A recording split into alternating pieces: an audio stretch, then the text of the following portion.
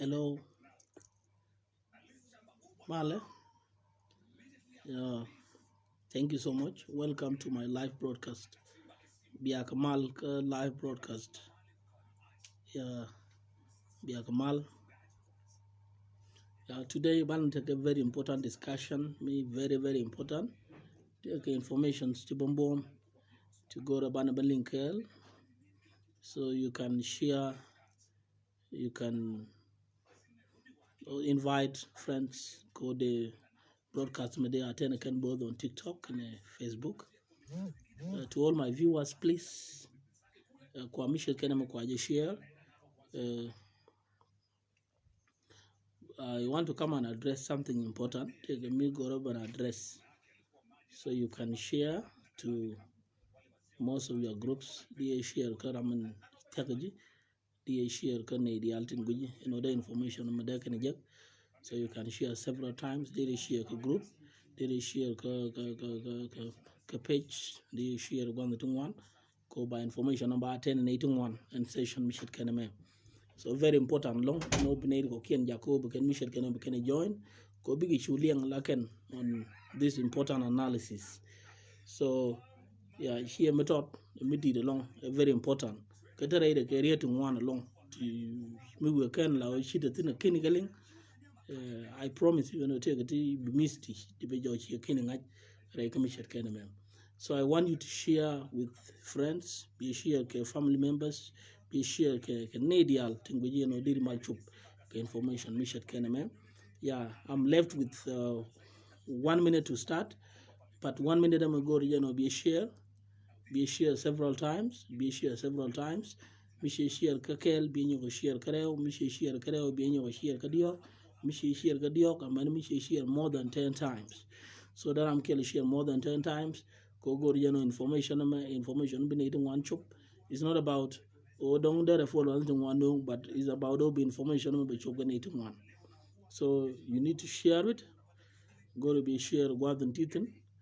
Yeah, go to be share guard and teeth. Yeah, yeah. Thank you so much. Yeah, for those who might be speaking English, I'm so sorry. Yeah, I'll be addressing something important in Nuer, but I don't know long while. So sorry, next time we are going to catch up with other topics. So but until Japan go Bob and address a very important topic, Michelle Kenema. So liable be a share to many people. Go be information be a go to by a very important. Michelle go to Miss Nade Kokian to shit tinto. Okay. So Michi Ben, thank you so much for coming Koshi live broadcast Chaban attend. So go to be share Canadian Kokian. Okay. So we are remaining with 30 seconds to start. We are remaining with 30 seconds to start, but within this 30 seconds, going to be a share. Can eating one be a share to everybody?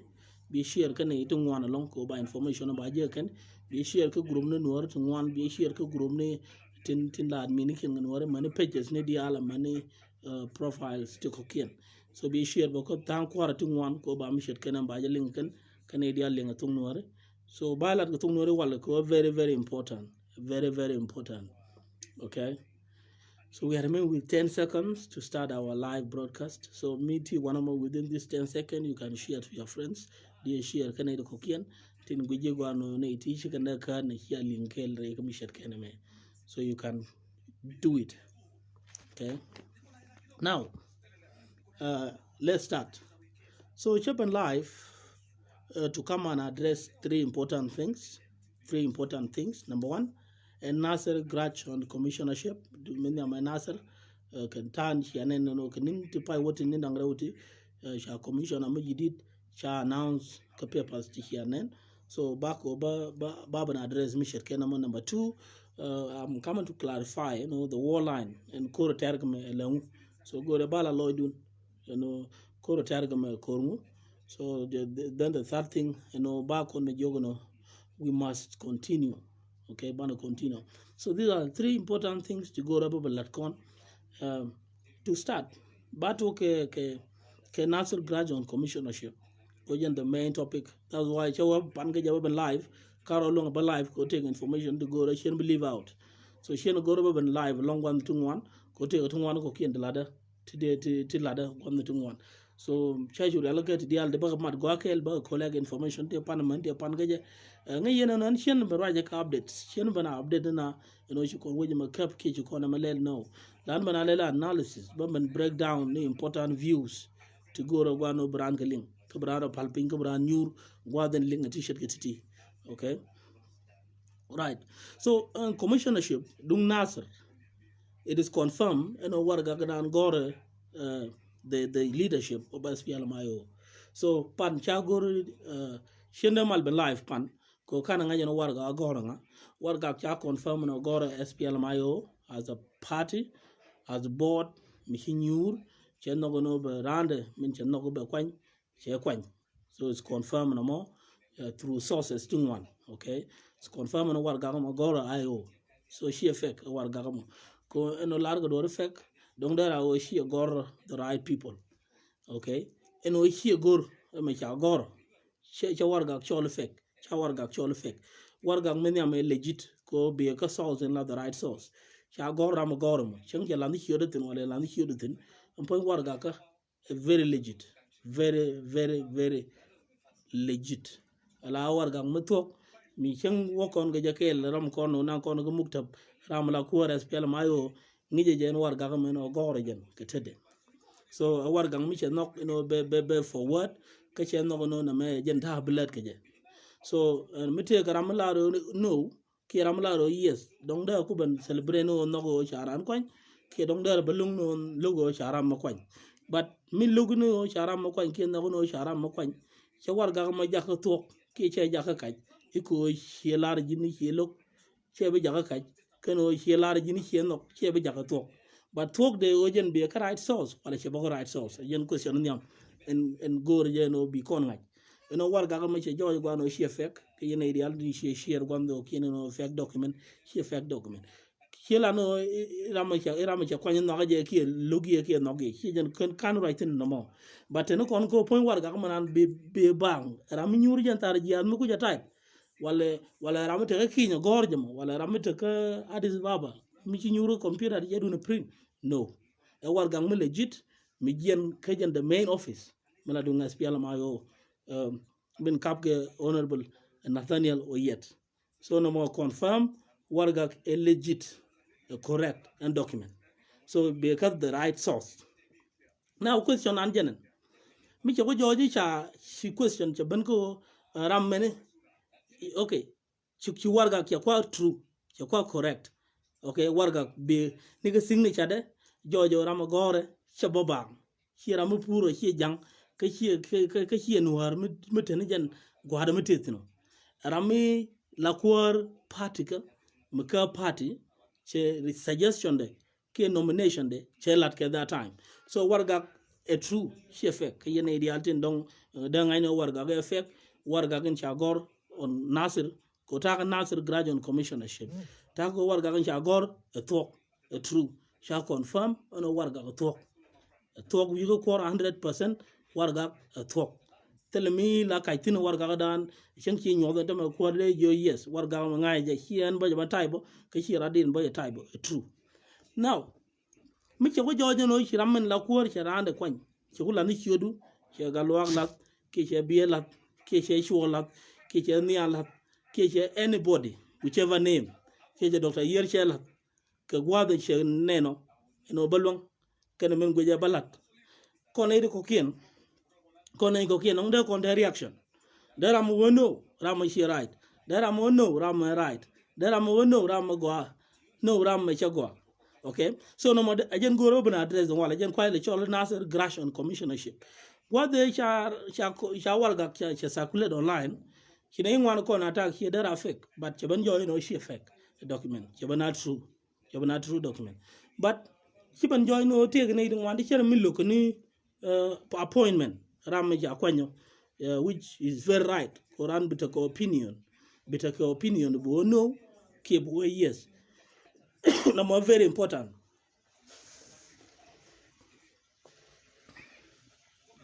So, deal with yes on any appointment, deal with no on any appointment. Sometimes you have to keep the live broadcast busy, you should be typing where you're watching me from. Yeah, where you watching me from. So go to bang ibo no tiniga. Now, and grime be from opinions, two opinions. Take Ramalari, you know, Ramachakwanya she and the right person. No, Ramachakwanya and the right person. Two parties that he take it. Ka Nasir,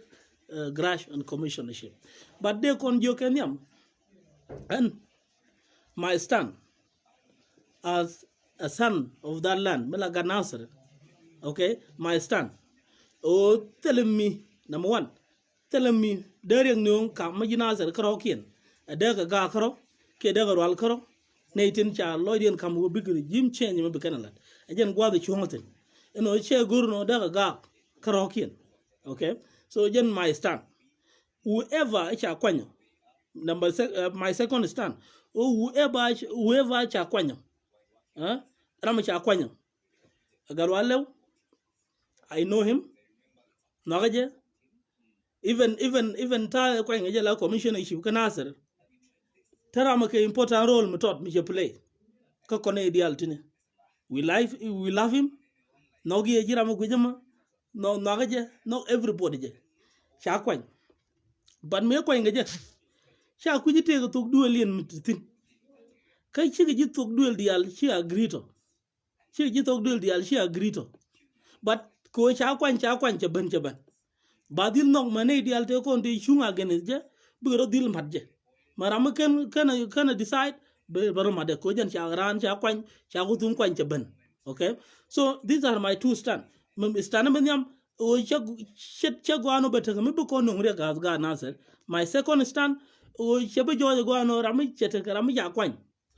Meta Rami Aquan, a Chanu con, a Chano Ramani, Baquan, a legitimate board. In Chinyurko, Bamisha Ganam Bella, whether she could Yurijan Karada Kor, while she would Yurka and Rana Marauda, Kadoba, she can Yurka, Kacharana Chaquan. She can't do a react. Allow her to be here look on the middle deal. Okay, go a lot again. And guard the Alton to Ragan guard con. Allow political party take a long cover around to promote, take a long cover around to demote. Take a long cover, a time direct a long cover, honorable Dora, Bejaka commissioner. Kadar ta long boko dara galwa lew dara upgrade dara nan ka state mi show we ka state ram mi te ka state chen mutene jen yal karam mem ta county. So you never know change la bego du dial bego maybe dong de jit tipin kano dong de jinang niam. So here da malar 100% ani chang bi change here blar 100% ani bang change. But me change ban you have to accept change. Okay? Before can change can jin change. So and change there change me join them no change me cham kimen kianen kitana to personally the same thing mo waju kwan jin point me chaju kwan them the same thing hanbo de ta long ko de right jin tine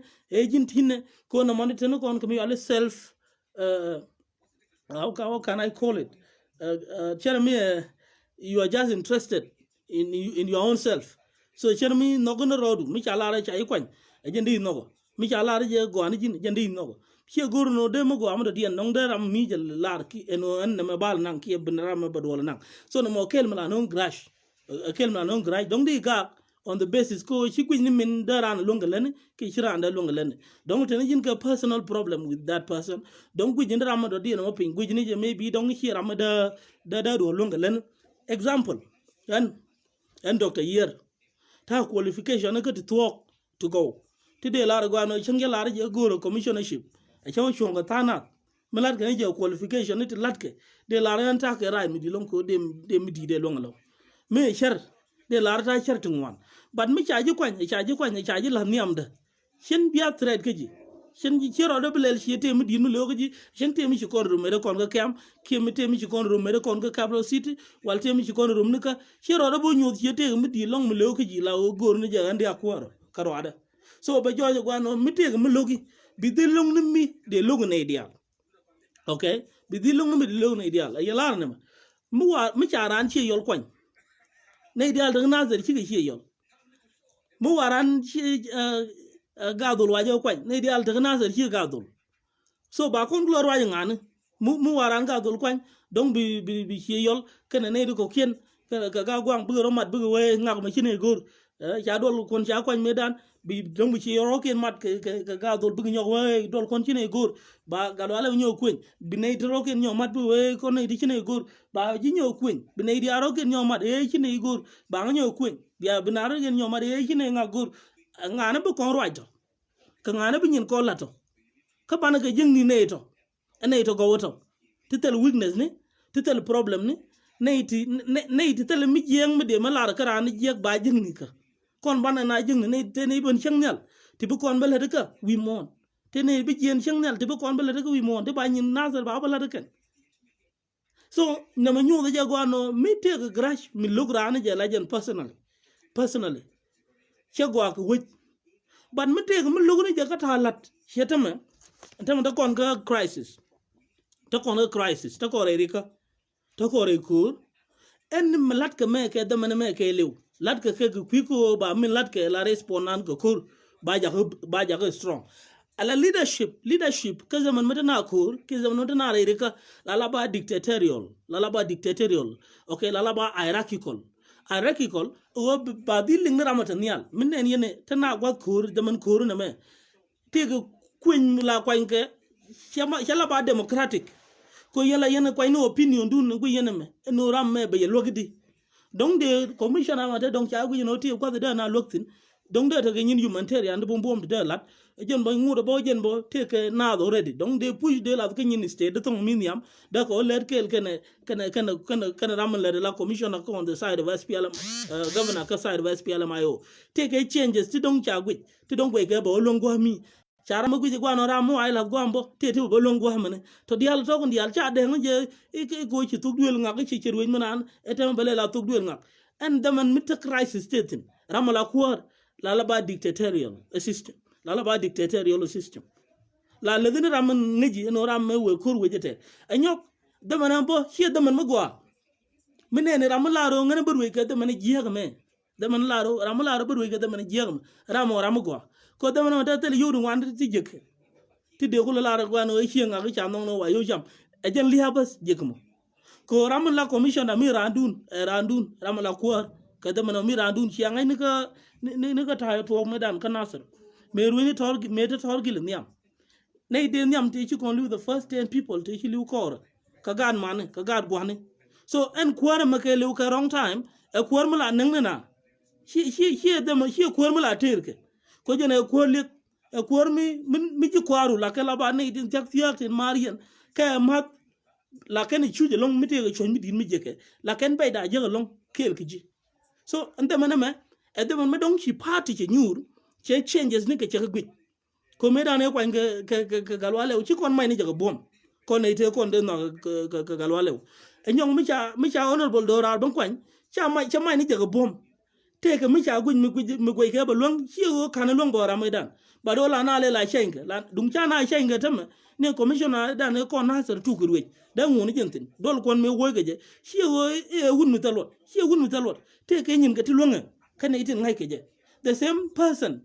mi cha ba la do wale e jin wale en mata ga graj keji na mo personal graj she county level I mean bana o gaksin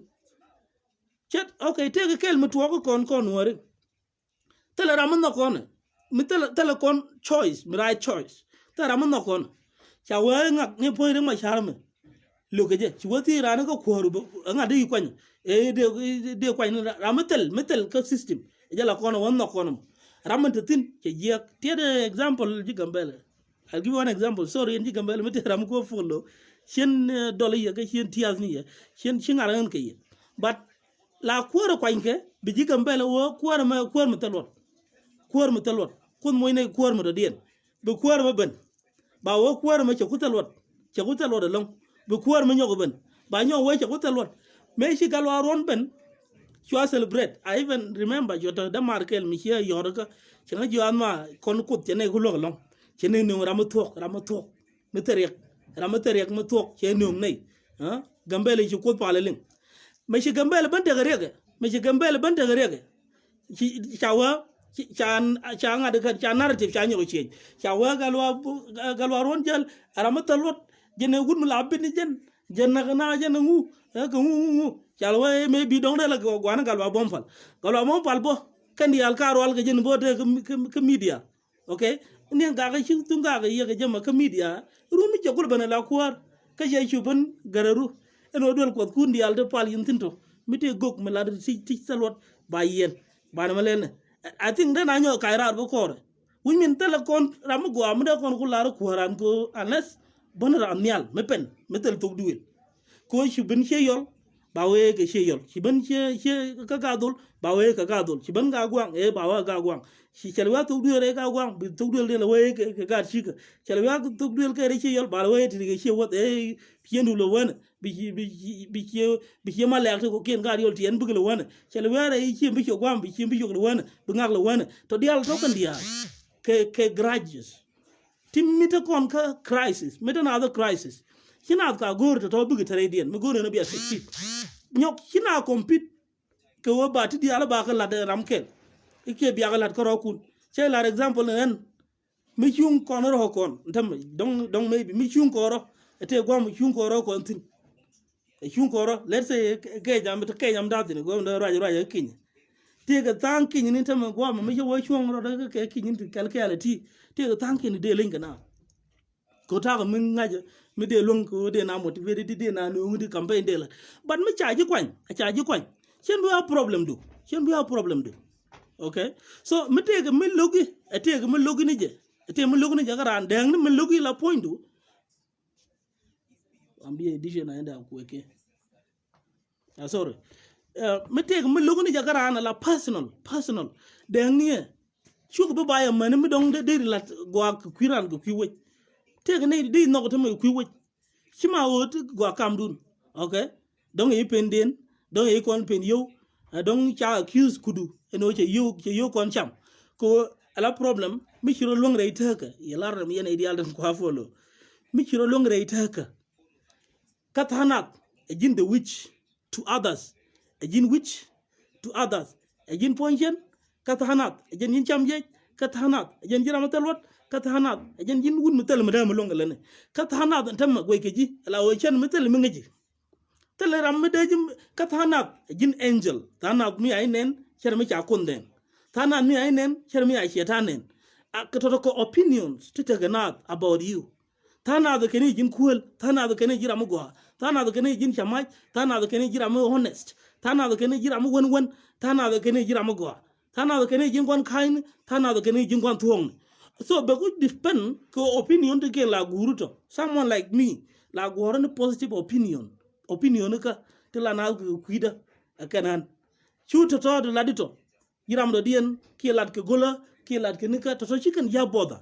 ko jin ngaji your own lifestyle ngaji ta biteke okay so me jojo gwa no te ga mi cha kwan cha ku ron kon kam karanu muno mi ti ga do mi di je gram bran kwan ke bi do gor dere influence donc dere jon ram chino gor ko jen che movement che ben le bum ko tam gor ko na jen de me ci kon gor am ben joji ran tok duel mu ku represent ke yol ke ku represent ga dol ke ku represent ngane no ta kon gari ga tam na mata yen jo wi tele kuwar mu go antama ni ne ideal du kwai kuwar ti tam de me ke lew de me kuwar kur jen kwai le jo go an no eno kwai garan ke de me be mije joji cha change cha mak ngai movement ngai min lode ko be change be mak gat wonu kun yene itlaji wet ngai yeno nyin kun ka tin ko te yin ka ngai yen tin but SPLM IO as a party te nyin ga tinga je tin chan ngan chen ga ngai kan dia che decision mak chi nyur ko war wala nyur ko chandar che no ko barande min goro be nu so ko kona as a community reaction nan ba kulangu cha ko la example kel changadan cha wo go ano ala nuare kon michiran ga chaga la ko wenung madina nan I watch somebody take ramata live machine show the blood chaga on behalf of appointment cha lade commissioner ma cha kwan chena gor kongu mi ko na nyen chiram ken nyowa kon boda kon wala de lad kuwar kam nasar now mi je te kuwar kam nasar anta manga arana SPLM which mean cher milat kono je no hen midan cher mi jo kono ro kono iko bungono bana wo kir je reaction je no min mu general kon ko wine ko ran mi shiga la ku present view du la wi na gar ko nazar no gaje barwa ke nazar lon ko yene ideal tini taken from nazar la gujini viewdu bi present bo gar na ngaga mai hina gor ko na ngaga mai hina gor ko na makana ngaga mai no gaje ko na du no nguda at the end of the day ngag logaje nguda ka ko na de kelo ngag no gaje nguda ko na de kelo chibo ngag logaje baro de chu bar ku kwanter kala di na yek ya ma ya wa do na nak kungu ke mi che kana ling baro de bar ka kir jen the same thing jen ga jen rolo kon dungwan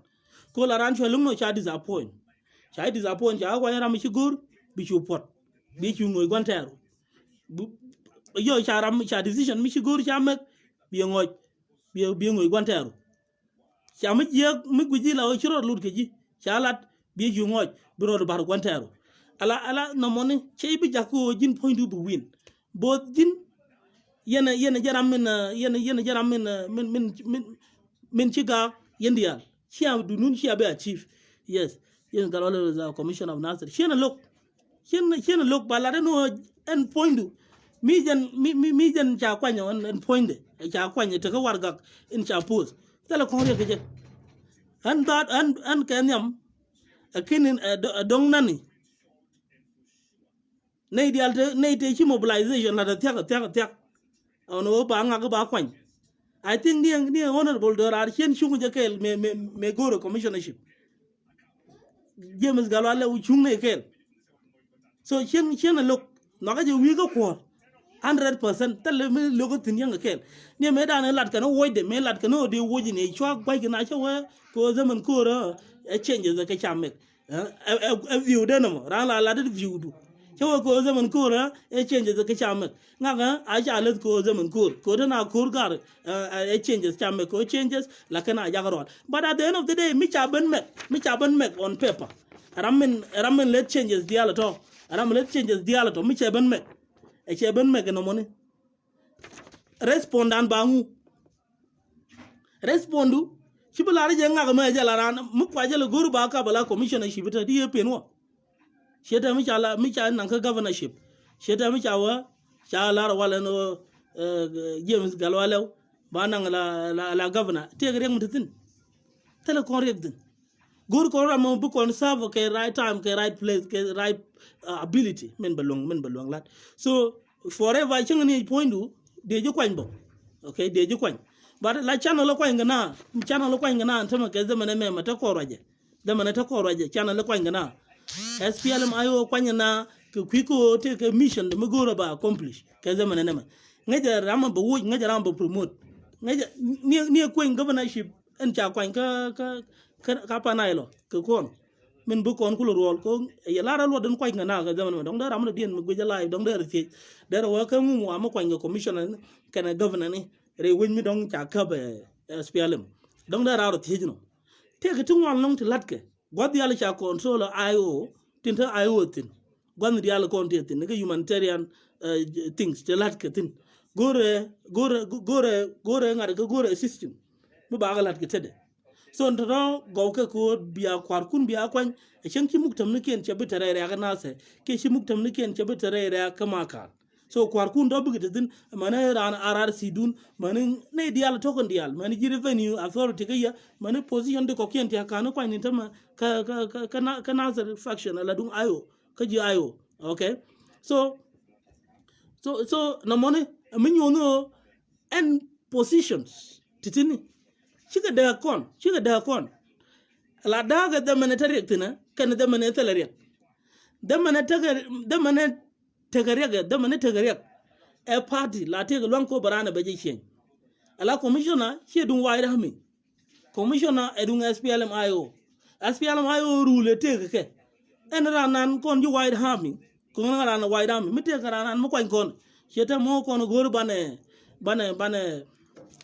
rama da kuwarata bana kan makana mo gor ko na bana ja kwan chabulel ke decree bana dunan bana ja kwan bana nyur bana jalara awodor chiengu awodor ngang edundan no but ka da mari kana me SPLM ayo be dilare la SPLM ayo chen no no ji be ji no chen no ngak be ngang no mi che gor be chap ke to lat ko SPL mayo bel kon wide ham bel kon when da ku vali nguo mwambia ku vali manguo so kon ji SPL mayo I mean kon ji wide ham bel kon SPL mayo ko SPL mayo le ri they are not organized karokin gwirgo ko titini part of the plans today kan galat and you can go front show me wide hammy a canadian one along go front line so wide SPL my show me kur kenang serious show me go ba kote ne di all ter kur ko kon ju wide hammy okay but me chi SPL my che ku je no bro arrange go ba arrange mene ka bagalat okay ba arrange mene ka bagalat ba shaban guje no be len nyin ka bela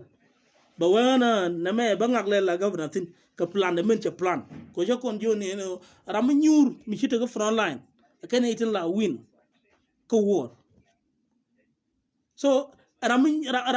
ta ga front line la chara no ba mai be yot but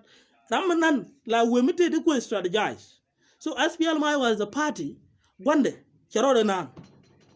ko gori ja ba nyur ba char ba ta ga strategy inte bombom tu we donc je nyur je ta ga strategy ni ka ti che gwi go no wi guru bana makwany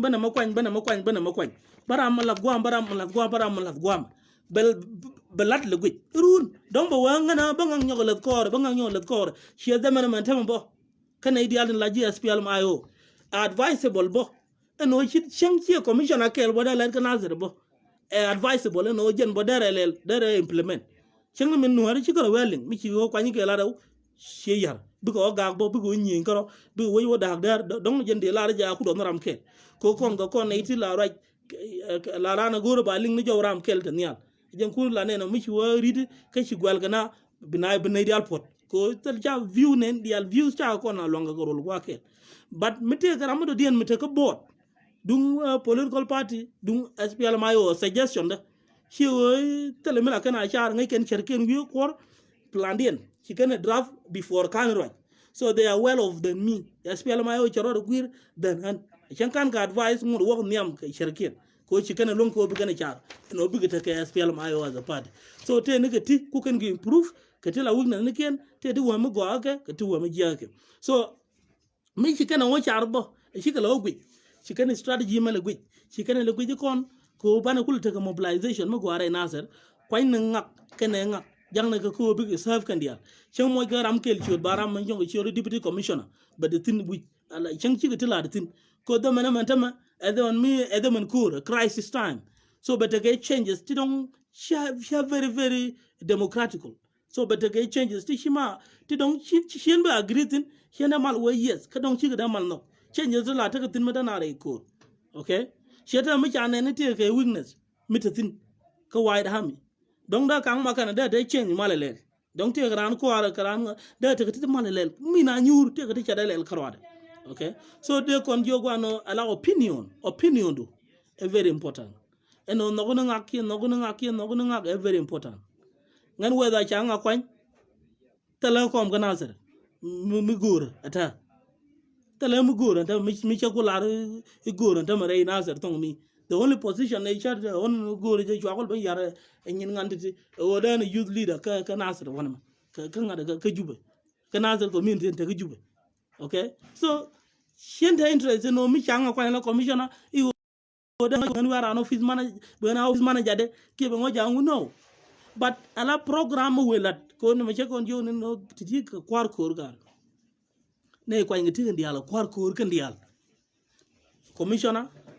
shipar ka commissioner ja kwa GSPLM ko commissioner ja kwa la GSPLM te ka kor gwame mete ka capital city ka juba te yoru kam gaje te project ngati ngwan ko support but allow commissionership dana men mi ku man kon gwa kel ko be kon ja bum ka zamana me plateau mo moy ko kende dara lat mi che we control but the authority mete tin ko cha we do control sheta chen kon kam na nasir okay chi kon da wo ba so badil ta ke elections badil ta nominations ti long badil happen donc tuk dia na ta na me donc ba ta tu ngwana ko ken ti wa ba okay donc du bomper ba ko jiro do nen chaji post eno nga ka me chaji kwan gwal me ne gwa ma dong muktab bi la hat gwa titin okay ko ta nyin kon ne dial to ka ayo ke ne to ka wai dami lat ka outside gwa den de latin chang ni kwar me la kwar wai dami ta ma ruje anywhere kom da jale je mobile office tidikan dial ke muktam de jel na ke okay ti rom jiken ke la ke ngan ni ken ke te lat ke jel shugi Ethiopia ngoda active she want to bana Kenya ngoda active tire South Sudan ka gra ngoda active kan ka position ti jel kon ko ken kon te gwa mbana nyur mbara kon palpe so kujima opinion du che jek di ran man do mo di re kwan but mi che jojo gwa no ran en point de no ran nei de kwan garan she jin ka she gan e cha kwan authority into niamdu cha kwan authority into niamdu chakwa nyo authority into niamdu be deal make sure no mo be deal respect and authority mo jin bu ngol la du mo won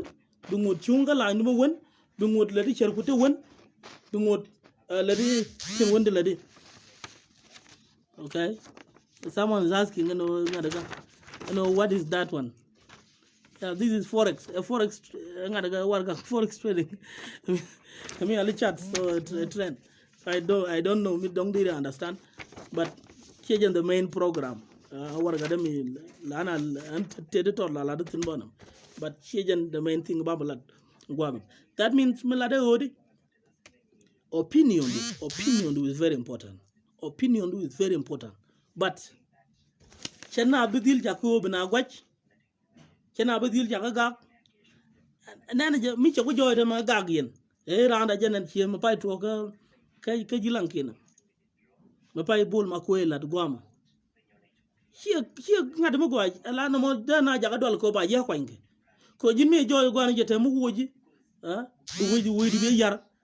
bu gwadu be dak no mo kay lew day kon jaga ko kon fail kon dial kano ko kon fail kon dial ci tar nga tar rodu ka tar kon dial special third along ko jin ram ci leer bu mu kuide ci bu ko gag ni ko chala de jeg mo nogi ka bi onyo yeri ni jin jana mo godo mo jende ador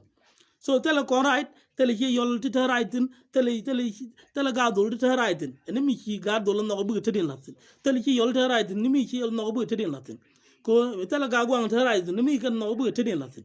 so o teg ne di ci ja no de tedin tar ka do mi yar ga ni ja de tedin latin mi real ga ni ja ga de tedin latin so ne to don't ken okay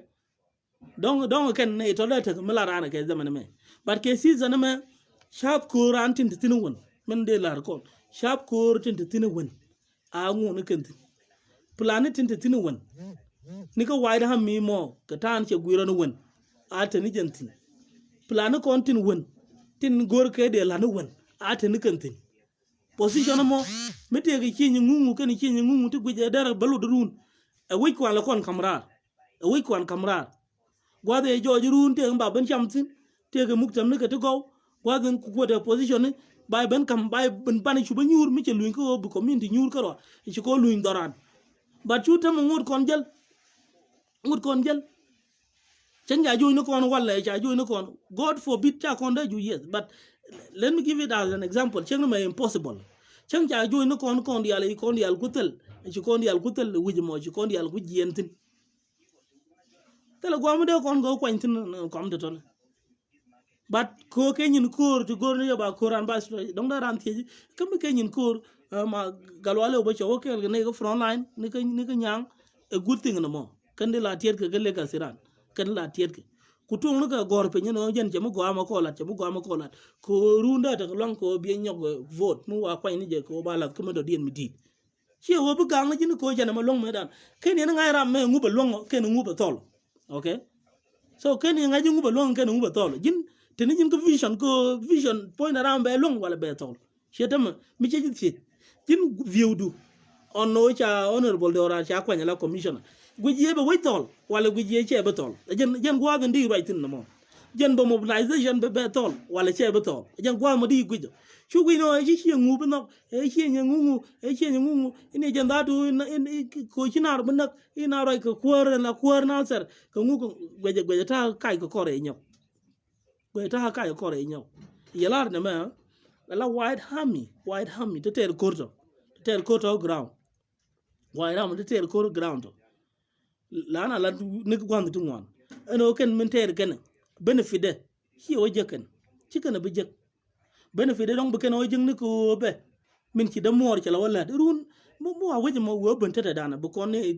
ne di nyur baro palpin okay bu waj ba gwa baro da palpin bu ko ne tina ti nyur gwa bana ta kwar ko to go ngumu gu yene ba je ken long commissioner shi mo te gran wa ram bi jing mo chonga je kan ne di alden tere ram jelen ka maide mi tene jen mi zin ga daraw ka tene jen ko ke gu je ba chon commissionership ba pal kon ne di altin e jin ramata qualification mo me guiro no diri na longu ruwe jen jin bu ruwe me ma kukena ko ter ma ter gan ko hi o ter gan ko te ga yutu bu ken ga ter gan ko wuj ba gwa bu wuj baro palpin brama te ga millade brama riang brama chan be chan re wuj chala no bana riang kon dia badil mot ko sawa badil mot te ke wanda washe wuso wanda na wuso sawa Bedin mote ne di chuch. Bedin mote ne di chuch. I cannot guarantee 100% no kon di alban yang mo awu South Sudan me wo kon wo cup. No. But agara min la de long term. Min la de long term. Ka dong cha bo kwan. Kel mi la de tin no. But agara mi tek de to ban term e cheliu. Ka dong cha bo team. To di al to ti la de tin ka any liberation. Chelu no jin e lad bang. Ken lad bang. But ken jen pek la de no. Tele shoot me de dien. Tira ta ne ko kon ne ko yene dia la ramte ke chieng mi ti ke chieng mi nyuru na tin medan ke gor na ke ti gad shi kan dia la wa boton ke reward e gor cha wa hina le ka ko te mu wa kam jilong yu ko che jen bal le ne pek lu ngadu so en kore me mi mat nuor ro kien tin ta nasir ka nuor tin ta ko uror ka nuor tin win te ko kien mi mat ka ro kien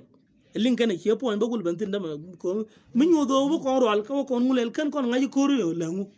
mo ko no ba rai ka ngak ko ko mi cigar bele nak ban rai ka kuar mene ba rai ka kuar mene dan min cer mala yene je ban je ku nyak ndor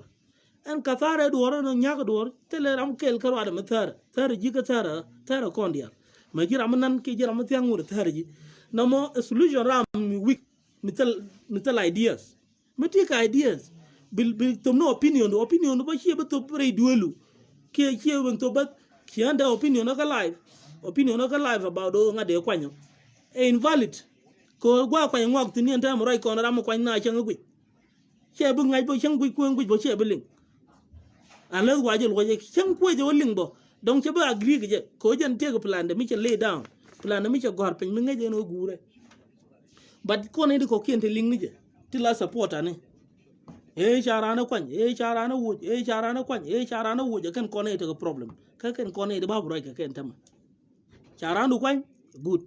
chara nu wo gwa chara nu kwan gwa chara nu wo gwa ranu bote bo mi cha kwan bo ke de man kur na me chi de man mo gwa long tele nyin muk ta bi cham ke eta tele mi je ke ta chunyina mi chara nu wo lele lieb ko gwa ba laftina mi chara nu kwan lele lieb ko gwa ba lo wo jamo ene ran mi cha ji kwan te go ba ji kwan go ba ji wo ti de tin two side of the coin te ku dang ro te ku ji ma ku ro de na me chiran ti nyam ti jok chi jok de lok go no nyam ba chi dan nok lok jok okay so en ran take a right ko e chang chi jen che ta me kan decision me tel war gang mi cha gor ko la jong no ko no bi ala do ko run ku ko right la ko no ko ran cha kon kam freedom ala right ni ko no la kon which is impossible ko kon to kon do ron tam to kon re kur so me to kon ka time kur and leadership in la organized board min la dung SPLM ayo ti long ko be gure be jala gure mo run mo to ka ko gure mo mo to ko nyirol ki wo to ko wi ko kendi al tinte ayo ti long ko barana be jakwanti mi ku yana follow gure ja bi yana accept ene me ba gure re ko ma ke lew kwa ja accept ko jen gure ci ayo che dunde che no yana ti la wide ham gore min la korun min mad yoro kun andar korun cha min cha kwan biang won mad yoro bi leadership aspial mayo ba ngon mad rod okay ba ngon mad ro mo koro kon mad boom bi kon succeed ban mu lano e da wo ki nga wala e de ka ki nga e me da ni kina malen me cha commissioner e pai kwan me pai chiodo me pai forward me cha kwan ki lo te ga jabo ko che wala no we ja chi je ga kuida mo ne dial wala re je no we ji chi je ga kuida we ja chi je ga kuida we ja chi je ga kuida ne dial ye ne de dol na ga to de yen we yar ken yen ko la rai ke yeto goro baba rai ke ko goro bi a shir ka ken ne to en which point de cha mai ken je ga bom ni ranu man no mo long dong lain jabo ke mangaje mo de len but chena do wo en o ko tene no ramu mote ga long ko be duna belat ma long ga len mo alade ma dalje mo adal ma long mo along so that means she gwat ko de kon ga kro kon ki nyen ko e chingu ko ga tu ko no ko e randa ngak kon ji ko ngak e charana kwa e randa kana kwa let's accept changes tipo ka platform mitaniam dan jere dan no rek dan ci kon changes tipo ka ramata niam dan ci kon no ko no nyin kon dial do kon dul chen but sometime better mun bala yorar from nowhere no ma changa je en wartin te kel ke ki ci ken ngi jendam ci kan dala ngur ga ke ta ko gi la nyuri jen duele me char ko war che jek che ben loy de che ben wide be yore je ka garar bi tiang la o chiro ngaji ba ju wo ki ba ju kwan ci ja ngaji so to ton eta min let gwan duore nyin ka je so mi che joy gwano SPL mai obo ko ku dele jen ge dictator be di la dictator be nyin dil kwan ge do mi chen ni information che be kamji ko be kule sexy ran mi gore bi nyin kara mi dictator ma jin be gore bi jin dictator so SPL mai o mi che ku pay nyuru teme e chen na no be ku take decision te be ku la lajen be ku nyuru lajen e chima dunga e chima re ma jare jungna when I shall go kel e ka banor wote ka na kur eno ku ni ro kon kwar democracy gwa mi nyina ta na kur shela alam mi long na gwa na kur cheta min ne bum ke kir wo dictatorial jen ko user mi che ji gwe wala ko front line jini week ke bumu bo bat ci bom du ci la wo ma koje be ji decree bo wa ngak me ya la wo ba ngak me la so be energy be preserve rama boreje be le bereke spin do dien adam mi jeta ge chen mi to nazar ram ci kor nyangu nen commissioner ci kor nyangu nen ci o jal kel gana ko front line ma jende ale nyur bo bugude bala long okay bi cher ke begal luñ pin ko jen ci pressure mi dit ci wonen ko ram ci wo kure dan kane dial jela ja leng kur mi jia so mi jela joji le ram ken wotin la ram ken tin la kwan go ko bele ben la fresh bele ben la ngede lor bele ben la hotel mi di chenen medan di wonen ko front line ka nyang ben la ken situation dan ken wonen bele ben ko plan mu go ke bele te mi yogge ke bele te ko plan B ko plan B mu la bogo je wo mi ci dwal ko plan A plan B la be ko ram kon ci plan A de kon te mi ci jektin so mi je joy gwano le ram mo kwan ale ben bele la new la change la gwala energy la ko ni ko basketball man football ko sport ke lew I was a footballer mi cha ji change te ne la logo ba get here ngaram kel ko players de la gwi rokin no they play well okay te players la rokin gwi no they play well I cha change they will play 90 minutes chen ya na rebi yo 15 minutes can they will play without them kina ba succeed I was one of them but te kel mi che ben ngai eno the more kwaro do ko rek ka che chu gwano mi te gram no dien mi lel point la pol mi kan kwet kan doñ mi lel lo ben bele bon ko chen go che je anti na be realize mi ang che lan mala wonangan baram cha nu ngrek ba kwa ba hak ba jo thank you so much ngari go ba ko ben jo loite e chen chi loite rejo ba nyu gwano chen baro ngi ko ba accept e mano won ta ma jang ba ngi ko chen kwa accept here commissioner shi mi cha chen chang cha chol ji yo bo jiram mo ngudi den no but problem na nda ko ben te ko objective ni di halten cha gur bilat ni kine ga longa lanin du war ga da ba joy bi nen ba gor ba criticize eno ramme che fail ko kana na makana ga longa lanin jan gwa ga mo la gur ga baran captain shara no kap kan ta ma kana wala sheta ma yana di halten tin gui ran no randu cha wo ji cha dal rana ni cha wo ji cha dal wo kwana ramme me mbare je mene je gwen plan ga mere lat bug da me gora gwa ko mo la ti ga bug du mu gwa I know dorar ngaja go. Here na doubt ko dare take a plan. Ngaja dare take a plan de. Mugwa. Me very strong. Me don't dare longer lene. The same to Galwa to the same to anybody. Okay? Yeah, Marod Adim. Yeah, this is only for the newer. Yeah, tell us young thing issue, my brother. Yeah, issue the young wait, I'll come and talk about it. No one. So kwa gwiri one go titi ke shiga karokin. Ko ne me motivation ne ni di altin, benuar di altin la nuar tin charokin kam jangen bikan nang la opportunity. Bikan nang la opportunity. Bigaron kulel chilu ni change. Kadong te ki agenda den mo do dien. Mi jira meta la agenda mo do dien. Agenda lugu no charan ram mi change. Thank you so much. Ko jindi ko ram mo dar mo bi ko. But en kom lat ke me cha la no brana tin. Tenu te objective min dang well to go ke ba play. Donc here 5 che play, 5 ti ba lo play ram do dien. So here problem. En o charge change. Here problem no charge wo. Okay? Here problem. Please mi jira me don look o changa mo ke changa ma lat please. Le maniji en o here problem en o charan change. Here problem. Kide shuwa en kala de ko che joji cha hien baro ko mad de SPD avec nasar e be buru be ko kap ke baro ko gareju ka riama ke bo ko malaurar ke an tama I think mani galwalo tana malau ke kon ki malaurar ke tana gwil jak I think ta ke so dong da ne julara ko cha commissioner da cha wuj bagaro gareju ka ngada bago malaurar bago nyur bago ro mo your position so that's not good chago no more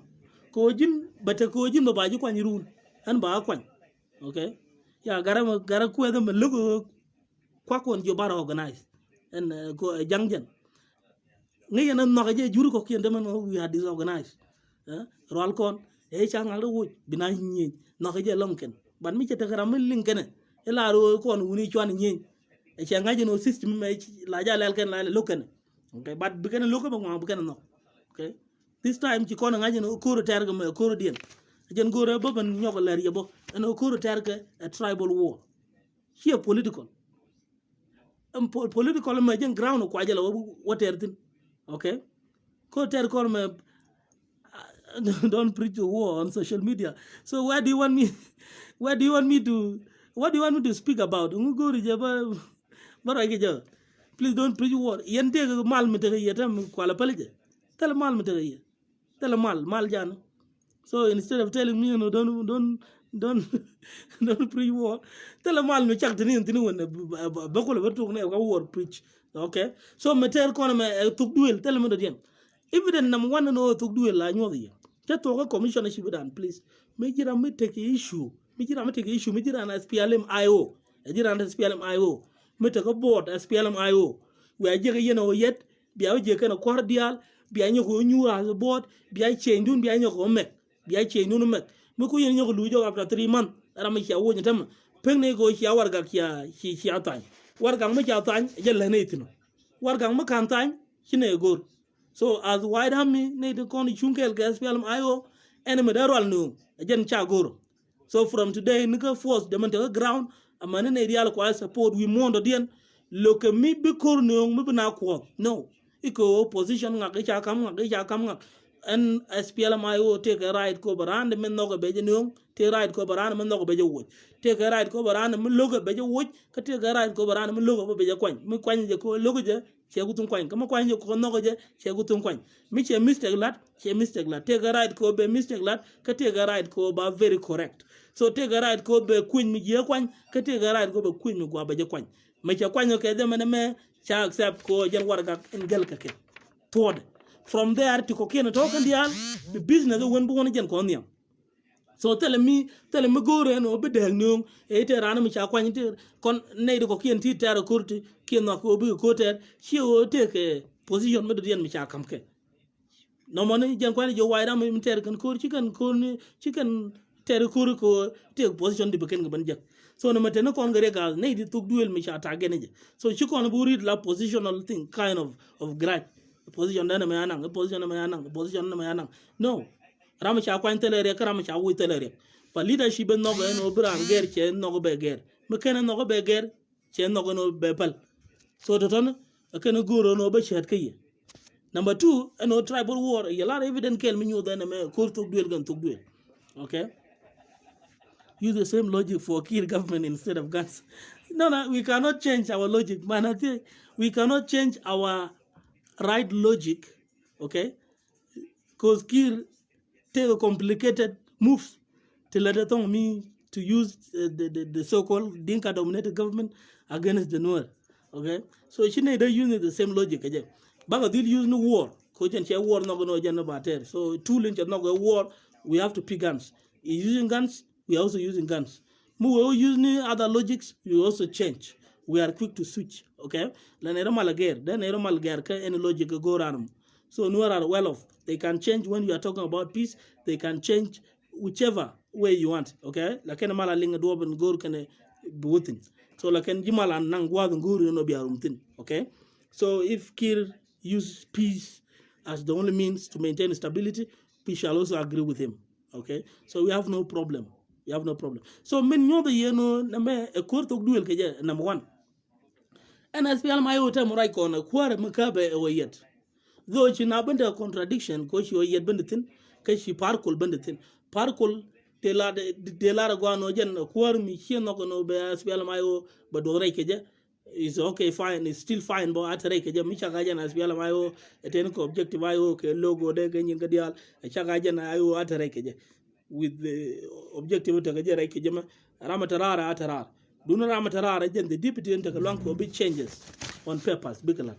taram the may big changes on papers mani nyin mala eno bi ayo ba mala ke che bo mala bi latken en jen rama me la deputy medan so ramala deputy nyu no jaran kwaro mi ci jien la lo ate gwado tele do mo den majani je tele mi ci maj tele ram kuli chonga ken kel mi kwele tiam na je jaram me to gwado automatically so that means no kono bono da ko operate bon got the other talk. Okay, millet ken objective kelo tagari to trade kagang ken chuonga la chuondan kataga tirar gangan chuonga la chuonan ko taga trade gangan chuonga la chuondan ko do work rokian real ka jamo whether right wala wrong is still fine daga trade no plan ne kono ko kien tin taka SPLM tin chu rokiere boko dong te style me use ken je we never know dong skill me use rana jaga ke me go baro palpin ko run be system kulo tan so we might be okay with that. Okay, don't go around over shirka happy Hamed baro palkor nenititi ko ko run mo ro man shi bom je ke che oben gaje pa ba lo ne ken don't te garam tere no ba me plan de no bi jira me te ko plan mo ki jira me de gas pel mayo min tere jo ko plan ma ngi mo no bu kon lo karama tarare jira me te ke wargani ti ke goro be tanya la jen that means jala kuaran tama marai kon ka kon ne din tarar jala kuaro so mi je jojo gwano jen poinde take a force the main force de nere central equatoria ne tele yen galing nyi na jo jube e force ayo ka jo jub manan chiga na tiang jo jub manan te tin kan dial nyam na tin nuari atin juru ko ken dial tin ama tan jahan bo katin en gwado mo e gwad mi gor kumo te clear te ko be environment be clear okay about operation be luñ e gwad mi dar ma luñ operation en kenyam me political dare de gor dare de tare nyam nan ko jen tiye ke kume jen dia tredo ko kume ko jen de mal ban chang juba ta kable che da kam ne nana juba cha ba kam ne bon ka panal ke ne bon ka ne de ka ba ke ne de jogo jedan believe me or not ke ne de ko bi ka ba bi ling ne cha witness ko ne chen ju wen yen na la na ban ko ke de ni ko logo mi ngi logo wan ko logo tun no logo bana ro ken be ko ke de ni tin ka kwi luru na mbo la na ta na bana nguj birana ban nguj no budel ka de ni so that means charmi can the closer point tenda malta ka kor ka government but ngun bal kuma kamo we goro je balo ino operation re loka manana na long baro lo ino operation re jikan manana na long wodi goro no kon ko ta gan nuwar so she call a political war. Come political war and which base point Io as a political party, key faction. A minchigian, Munqua head and a dang roti, ram kel the house arrest, Karamatara, Karamataraji, Karamadadian pra, Jiram mo, Makuja, Roy Guard Mutitin, go do Micha Dak, Mitana Daka, La Rui La Canon one. La Rui La Canon one. So but party lang the same. so SPLM IO dan to jo we de kan book mi ci kan book la kan de ga ci yet ke ja de ga ci yet ga pat ku yet ke run de nga go no ken ku yet ken ke SPLM IO ba lo de jenga ka mo wo ga ni ka ground to mi be wona ground wala ni o to operation mi lal for peace e jël kan no ke lew e wane to gor that means a tribal ñu de jël to duel ko mi ja gor to duel de o yet ko jala ko ran tam ko pa ter ke last few days ter je tede to dia lal ke ter tede so mi ko jojo ko no che ko che ku ter un kan dorin be bogo okay a choli dorin tin ngwam wan ke un kan ko le ben ter dorin de na le ben jojo dorin de ti dia balat dorin but o ko me a tribal motivated war okay a ko mi nyeni to duel me le na agenda de kapin kare kam ko le cholo kum so that means mi ci kono ngaje no mo no ko me ina mena tele me de gudan la kwala nyo ko bat ko ken kon ling ko the only person on earth ram ci do mala ling ka ci do mala goro be mal ling ka tan ci gwana ni ngaje mala ja ben reala ka la jen anwar noir la do mo ci la jen ca nang ni min ci gwana e ciol dunde jin ci kon mo ni ci do kon e ko me ba ciol di ci kon mo ci do minat kono je bana je moy ki chioro la kona mo je kon chioro kurme da kono chole political war kone mo je kon chioro but ku kono ngi ni menong ram mi menong je di je na mo bas chi du ni chi opinion du chara no gi de tere ke o de tere nel wal de tere pin de tere chi jen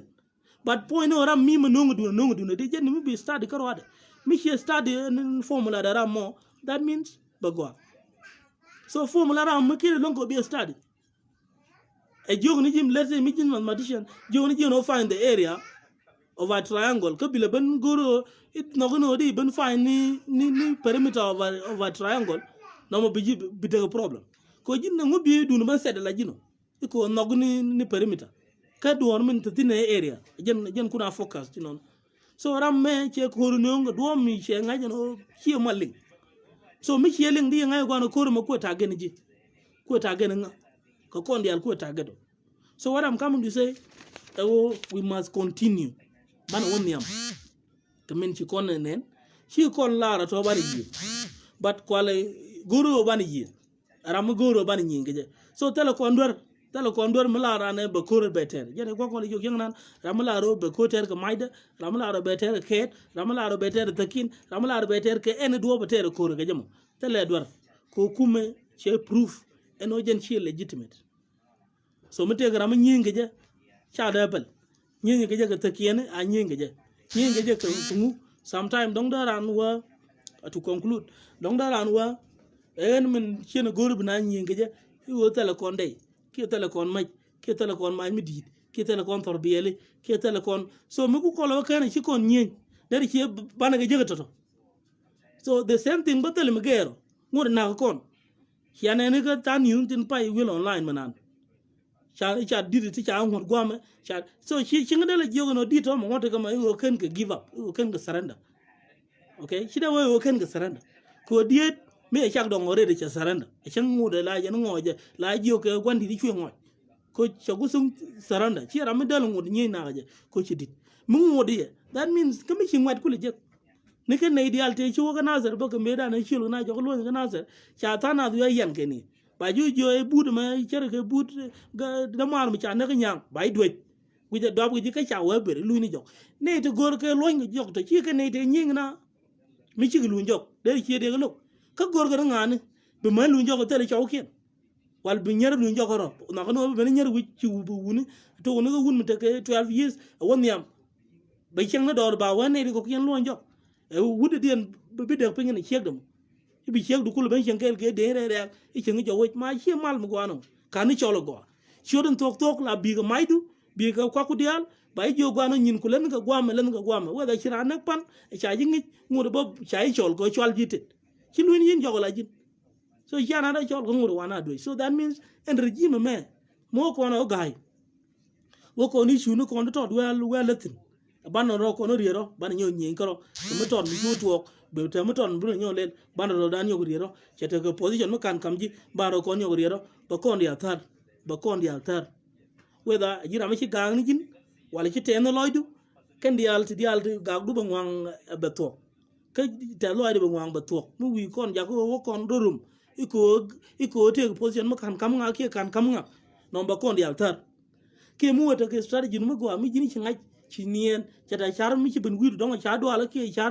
ko chinga so bi chu ben implement je bi chu bala je en mi cha char na ne ke gare pa char chenga dan che yo te gar mi jini te ke strategy mu go mi che je mi da nu de ga lok da go mi da na kan mi china da liu ko jeni na chi liu longare te ga do mu de le je da na la ja ko china ba liu ya yo ke la de che we mi mu chu gwa me la je no te ne men di ngai no che roi ke ne te nang na no mo plara mitel strategy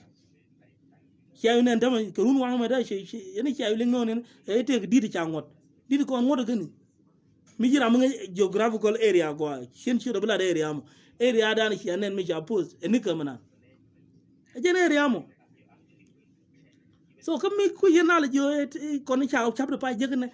mi ji le jin ci da we chap da je mi ci lok jin ci da we beto mi ken garanti agwa eno che togra mi che pal ko andara mo da kur pal chi SPLM ayo cha discuss club house panga je SPLM ayo mi kur pal ida che da waida mi da nyin kon tele kon kur mi gur kon je SPLM ayo me ne waida mi tele kur mi gur kan je no wan but kula bare spawn kan ko kan te ri jer chalat kake e chang be mal ta me te mal mi to mi bo cha mal mi to ta ram lugje okay ta ram lug e mal to mi cha mal mi to mal me ba condition dang bakel ki wal ba ke implement te ram logje but me de la kon o manaro kon boom irrespective of changes nidia no ara the community che madan tama pala ram de entararo ko focus kan idin chimat no ar che madan tama wide hammi me kan ro mad go jenda no ngotere to me now ngode la de no ar che tel problem ko shi wide ham charo mad fully charo mad go che chung bum charo gwir ataga niga korean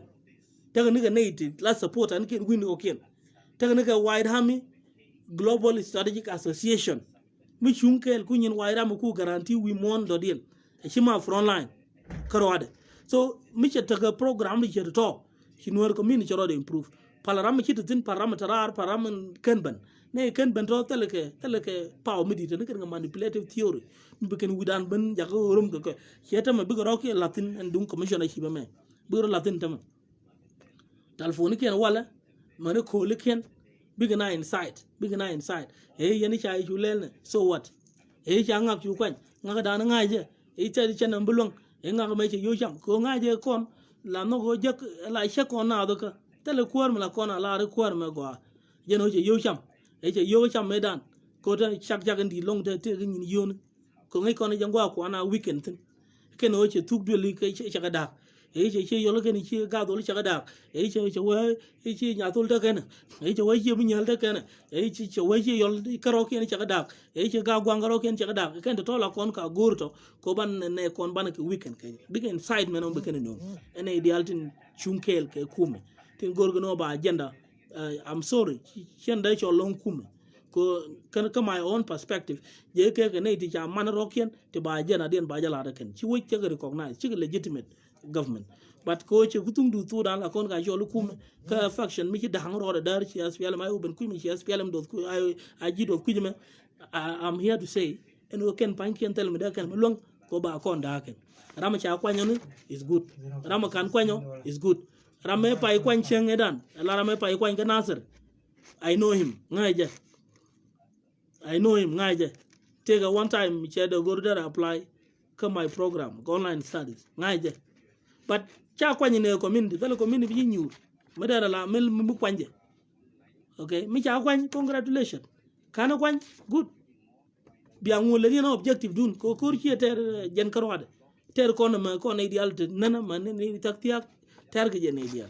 okay so mi jira mate nana my conclusion mi jira mate nana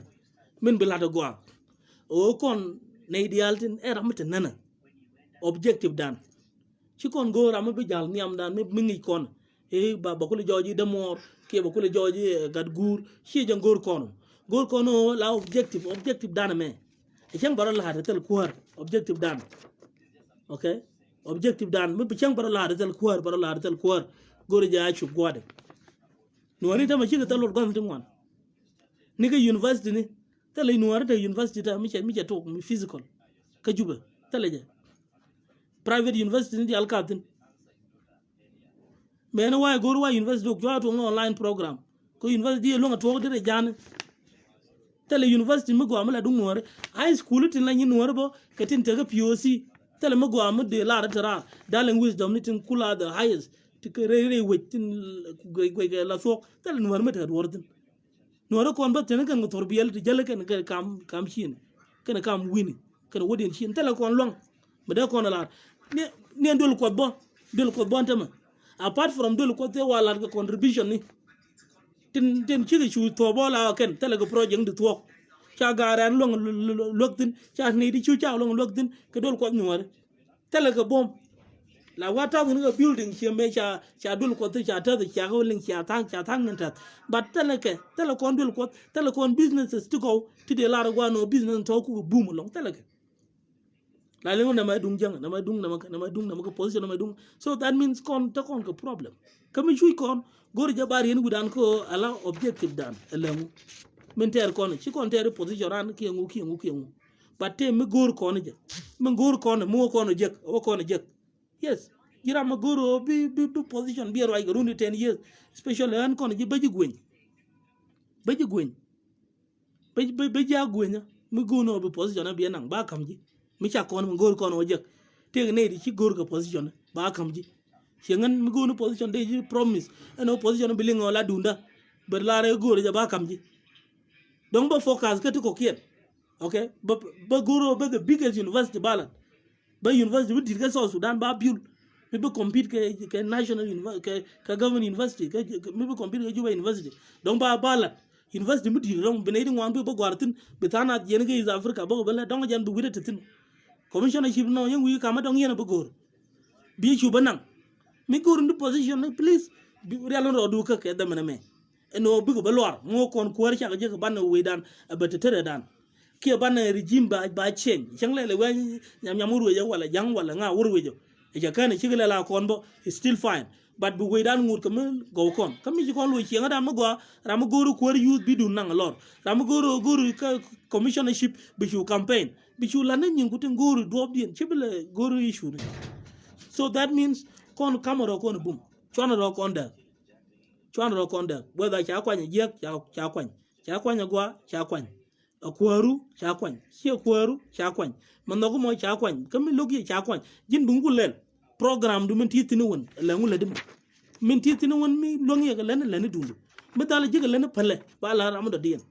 okay chwana tu do le chwana ko ko e chiengu ke ni chiengu e chienga chikana malel nga je na me ne lai wanang serial ge jiri chien min mo jiri chien riak tin na me o jiri chien cha ngi ni won ala policy to kon jiri chien no won cha ngi me pal we ro da pin mi cha ngi ko mi te gara mo kwange I remember ni ko in commission shi unto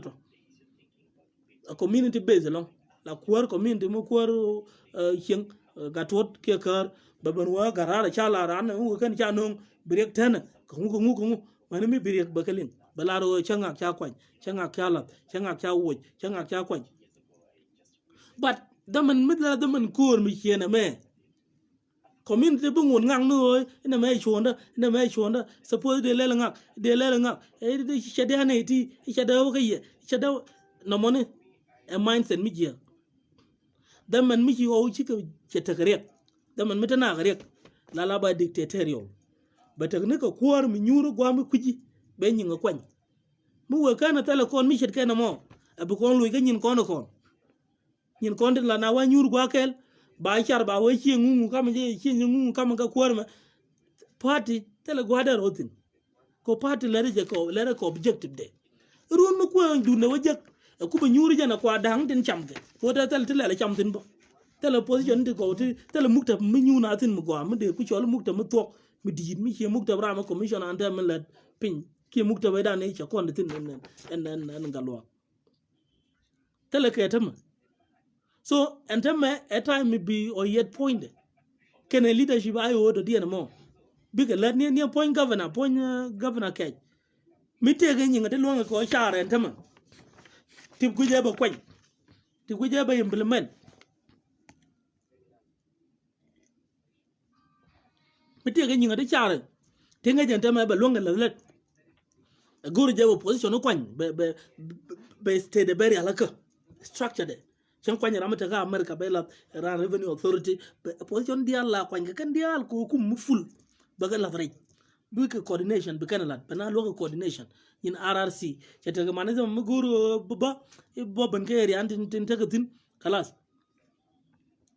beteke la bende ben manage ma kana mo be ne la leadership dan sibil chabul china ne ideal beteke war gana kontijel ko movement ke signature so brama gore be kwany be bagala ke state be commission aba be nyinga be nyur here Mr. Dorar cha mecha shode cha share be nyur be leadership be nyo kwany be kwany man office manager de chen kwany je te ne ke US kwany je te nika ko ta position country ke mobile positions kan dial ti jal ga nika ti jal na chen kwany ramata ko Rwanda me bile la an office manager de kwany je nika kwany nga position dial ti ngai kon ka la te ka county mo SPL ma yo wen ko tien kan dial e baga kwany la jen e nyuro yer ka Rwanda tele community me tie bonin chiode ci ben widimo docteur yer balé landa mena nak balé landa mena balé ben para ko ka je war ka ko putung la du ka nang bo be titino biro lo be platen bo mu manan bo bom ban mo kon gor je ba ne dial ko ni chole en ci yol dial ci kana mara gri bang kwanya la ken dial ci dama to bete gram la do ngak me ngai e dorin me dan la kana male e ko accusation wan ken accusation wan ke chai no 100% yani ante ci yol dial ci da comment e kon ci yol cha e ko lar wi ko ko bani ci yol dial ni ga ci ndu karo ci kan nama comment kan dial bete gram la do gar mo ngaje tele ma long let kana tele do wor tele ma long le ne jen me dan ci ne ro ngai chen chang ai gwana ma ga kem jen tele ma de ma long let kana jen bo ku roj jen bo ku chiang jen bo ku moj jen bo ku na mene jen ku na bete gram du ko pin tong mi laru bo en shetan ko je karama laru ram me ram tok mi chan je ram bum bum jen ba kon ba lok ba tidial ba ko la do gwa ba we dan be nang niam to ba te ti ram mo la je ram gwa to dial te ti opinions chine dial mat chetama honorable Dorar cha kwa ndam ba ram laru e me dan jen che community ma dak e jen che yu ti cham e chen malel e chen malel dan run mu wa le nyo wo yo ram bal ram medan che ko roi je ko meeting da che na ma kon lel meeting dun che roi je tun so what mata ma cha lar ba kwa nya ko gwa da objective da ale de che wala no meeting nuku che wo roi tu du lun ti gor no we la na ga 1 2 3 to 10 things kon mi kon chui ka spiala ma yo nong na je mi che change ku mi che nyinga kula ni ta mu kon par ka run bo chenye chi bo staff de chenye je la da nga chen no ngara mate re bentio be bela re nasar strategy de meche jego SPL mayo atake strategy de miche lar plan de miche gor miche lay down miche lar one bana malel gure nyin ga leta la jen chen na cha lalar ji cha lalar nyin ka guire la jen arana ma guji mo bi long ka bu objective de bi la da akwanya bu kon go bu mumen ba go bi ga juta kor mo to chuo bana ga guide la kon community e lel na mena na mo che bu go ba ga ja ka yi rundu kon palu bana ko ter kon ko as wide ham kana mo che chu kon gor cha kuru pal kon la bi ter kon ko dan mi ci ro guire wala che go along mi ci ro ku guire e ci ta commission na dien re kana mi ci kana ku kwanya la ken ko ken ga mo kwanya re ka ko commissioner ngutina commissioner cha kwany legit me kwany garma chare jen commissioner cha garma chare yen position dia le garma chare yen kan dia mi ci kwar tarare mi ci galo goro ko ano bagalo chen be nga wuj be nga la jen guri ci je bo ko strategy de shengan tam mo bala jengan ramen cup SPL mayo wala min ci do la representative te ga ne ga te kwany ti dong ram ke la ngeji mo che da ta idien ti ko ra ba ko objective ba ga jalat ko jen che tele yodu cha ni jektin tele ti ya ni jektin tele yodu kap ko tin tama chuy ni ken ne point gol ken ne dial ti ta tin ruai kon tama tani karere ka ni galwale wata ma chede ban ka juba ngoni nganta de ka juba point galwale de ban juba ta de ler kariya kam ma kan chede ban juba de ler kariya shira anda lo arta ma ba wala tan cha yote lan mi ka poita chede wotin cin ya yote lan mi wa chede wotin ta ma galwale ko jen chete ke chet decision mi wrong decision ke good decision chemek eno ba kurte lazim chui dora big chui kel man mi chi ngwa roken ger na ke ba na man mi chi ngwa roken ger this a tough decision along we mean jalo road kwa ja congratulate bono let ke time me cha kamji mani point leadership badien ngejeje eno ram me chete mi chala chete ka achievement chete mi chalong tara mu kuje no te mi chalong ban mi jo wa no cha ram te mi chalong jale chen karam batam balong ken dial go ke gor ko no ba objective dan badil implement so no more you the become community become safe so me take ram chiro de latin won chiro de your ange don opinion de sometimes ni point du jiram la ro chinga me goro ni anbo chen goro bo no dong de we kwamo mi lat ke no yeah, I look very short but very confident. You look very short but very confident. Yeah, but I'm very confident. Very short but very confident. Okay, I look very short but very confident. Thank you so much. Share motivate that. Chang namen la ja let jang ga juba. Chang namen la ka let jang. Kay anything to do jang ta chakalung ni liang. But no mako la dia to ko wai ni you look very short but very confident. Go on na. Thank you so much. So that means Kon has a community. Kon has a community. A chang ram kab ni platform dung na nuwa TV dan kan kwany tin ngan jiram kab nuwa TV kan ji kwany chen ji no jiram kab nuwa kel ba chen ji no bo jiram kab ngu ni ram kab ya kel media kan kwany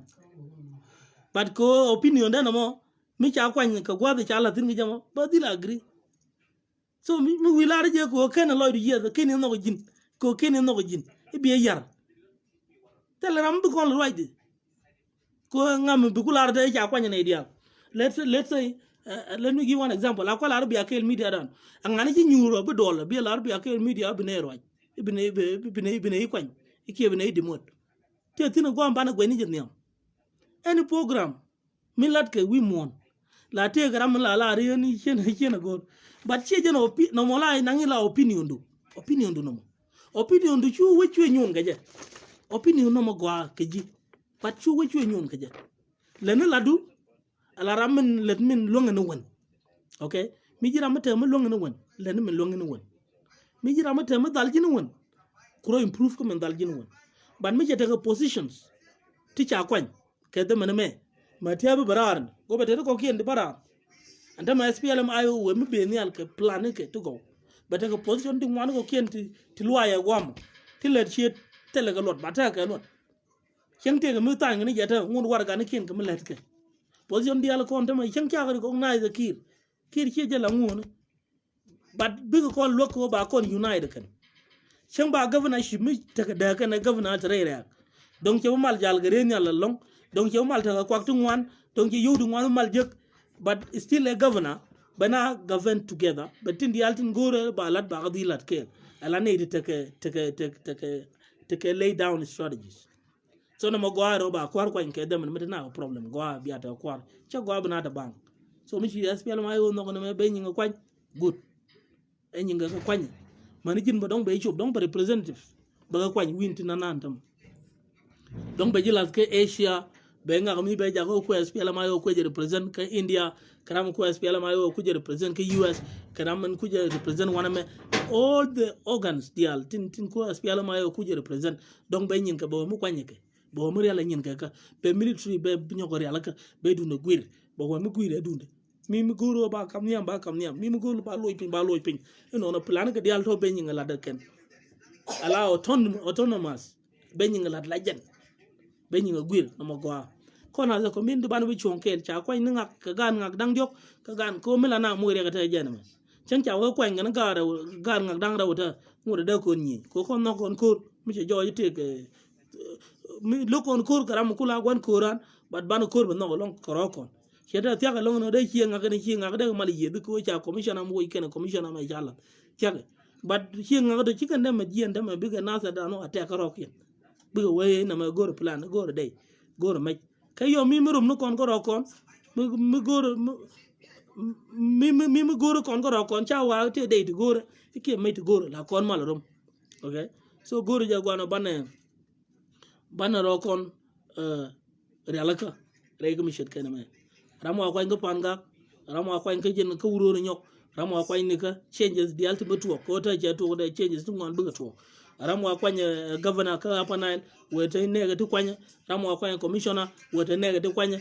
o that hierarchy ke lew a kon cha mo ire ken ke ti gwer gan lat ka gwa the problem tin run mi jira mo gor position ni run da man bi gwa ga cha bula ri ji bi ngai da man mo mu ben run yene ideal de tano qualification nga jeti qualification ko ngoy ke je ba yu jagaran CAD ba yu jagaran ka revenue authority bram bi ko bi ne ideal lifting di tama run ba ko lay down ba wata kwana ban kwana ne kon kwan mete ga chi ngak mila kon ga kwan chi ngak daro mete chi ngak dan wan ba wara woike tanki na godo so na mo me ben ka gwadan chi wero palpe baran tama kan we dan ka ro palpe mete ga chi ngak dan raw ti atin gwal mo ti long lat kan akalat aladin alat ke ken ke zaman kurma kon tan no kur tan kur gor no chawa bana jo gor man mi kon dunan jek mi kon dunan jek run bana position kon mada ya te bana wata ni ngwa do de kon gulu choltina wan do altina adi cheng di alti to kon di altin te ne ka tana ta de dongra mi cheng chi yana do yen tam a jinaza te jinaza ko ken di chi mal de ko bana do woni tana Ethiopia tana da geng ni re jore nazar so bana rumudi bana nyunika wake so tama gwa mana ro ken tin ngaro wo mi cha ko rotel jalna mai ken bana ju nyur gwa ke tam mite ke changes to kwa make please accept changes bako bebe jo ku changes ku accept chen wa do raro wa ju wo wala wa yeru wa ga nyo gora aspial ma yo chi nyo nyur e ko ni chinai do raro chinai wo ngam logo ngam logo titita mo ko kur into dia largitin mete garaman no go berwe aramu ku sacrifice ni rode so please chong na kel ke ne ideal to chong na kel ke ne ideal to okay J-pok willow yeah I understand yeah chen la no pepa me dung forex na forex pepa no chi jen pepa cha chi jen pepa cha changes cha make so on kwala no changes mi cha make let's accept them chi la no randa ngak program da which come ne which I don't continue again my program so sure jin nga kuju bozo changa jen jin je pok changa jen jin cha kwanya wala waju kwanya wala ko kwen charan kwanchang kwanya ji rama cup party so party mo mijira na spial mayo cheta I don't know mijira na spial mayo worka kuma sai dinama ko wonyo ko lat ke jong ne pe paduna mo chalat kone bi ara kun leng mi ara kun chen binay ban pas ga warga kon nay de lim ni men cha no nga public so I'm here to defend public opinion here my personal opinion ne jin mo don here no go position to ka mo don yen agree tin di tin okay mi ko no bran kon agree ba loy de pat donc kana larbo no ne ti bo go ka ngi al donc here no go ka ngi al ne ti te gara ma zin dama cha go ne dang rawto ko ci che do rar go ka che gal wala che go ka che diona do ladum bo che go charanu me don bo che gorbo teranu den me gore so ne di alto banagal accommodate di so ka position ka kel kan kel le lawan ke ka ngwan so mi charam kel malat shi widu bi jien ka men logi bo ko ni men to den kulu pai to mo jen okay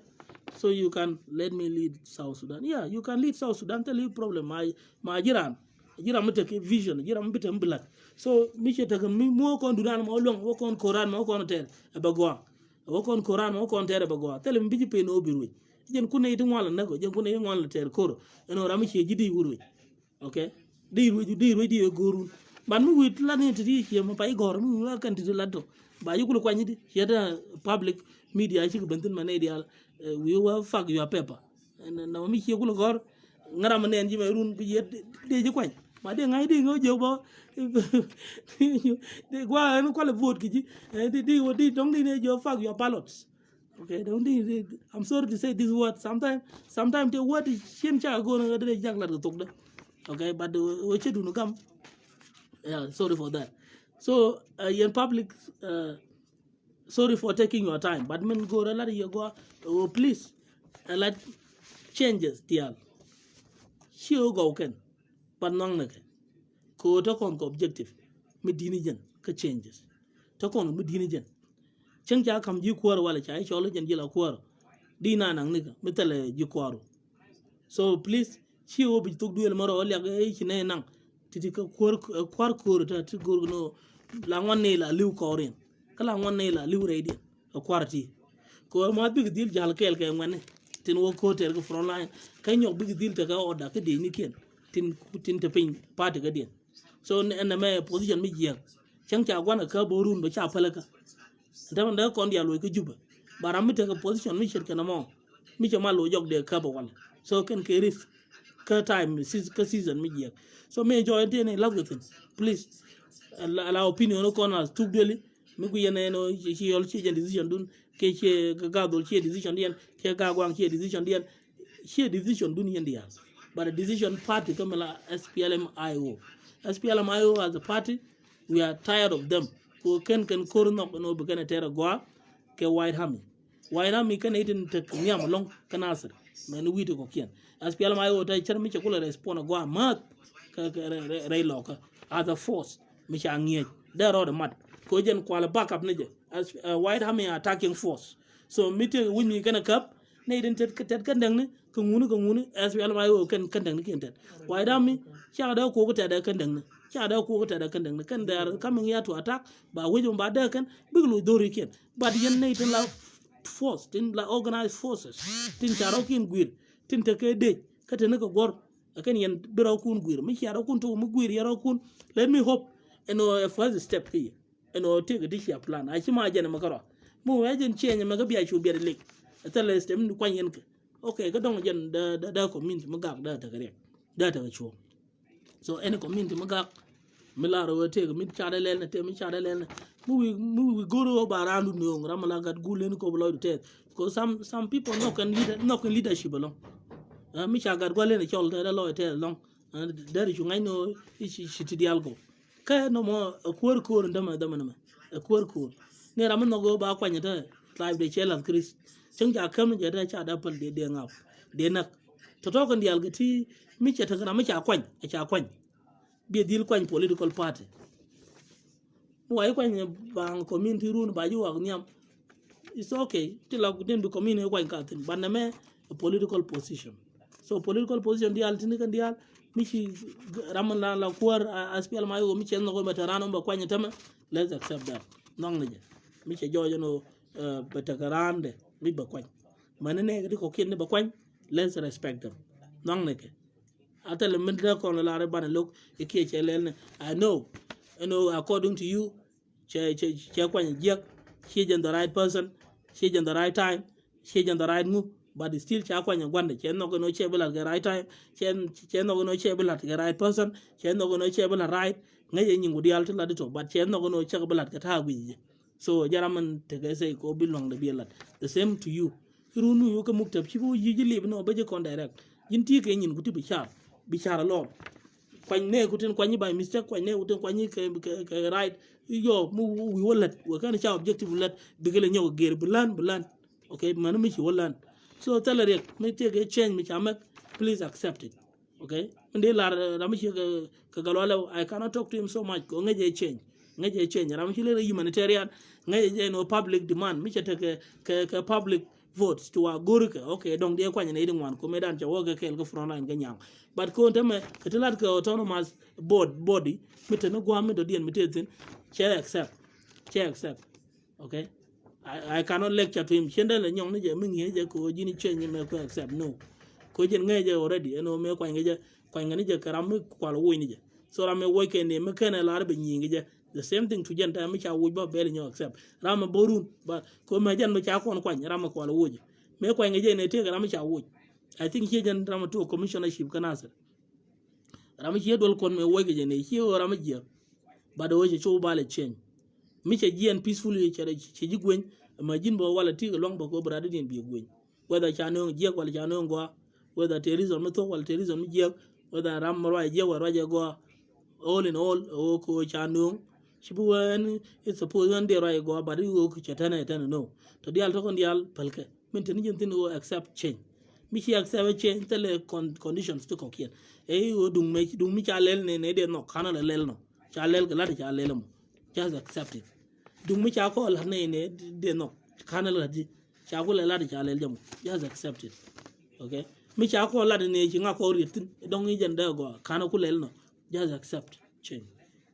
okay mi chalel ka paye me ne der go kana lel ka paye gurmo cha ju lel ke jan paye me just accept change e de me dan dung cha lel ke dara ta go just accept change tell excuse me to dien be ja ko bi violence be ja ko be brul shejan anything mi chala chawo majira mun noga walogia cha kwa nyaramu mi nogi ram cha wo hian no ram cha wo ko no ga cha ko tungo chiwo cha wo ju gwa dien donc ba la ba gwa dien ba ni commission ni governorship mi point ngan medan me cha ma yot kanasar chwata ne pe mi jwa create you know the hapanal governor hapanal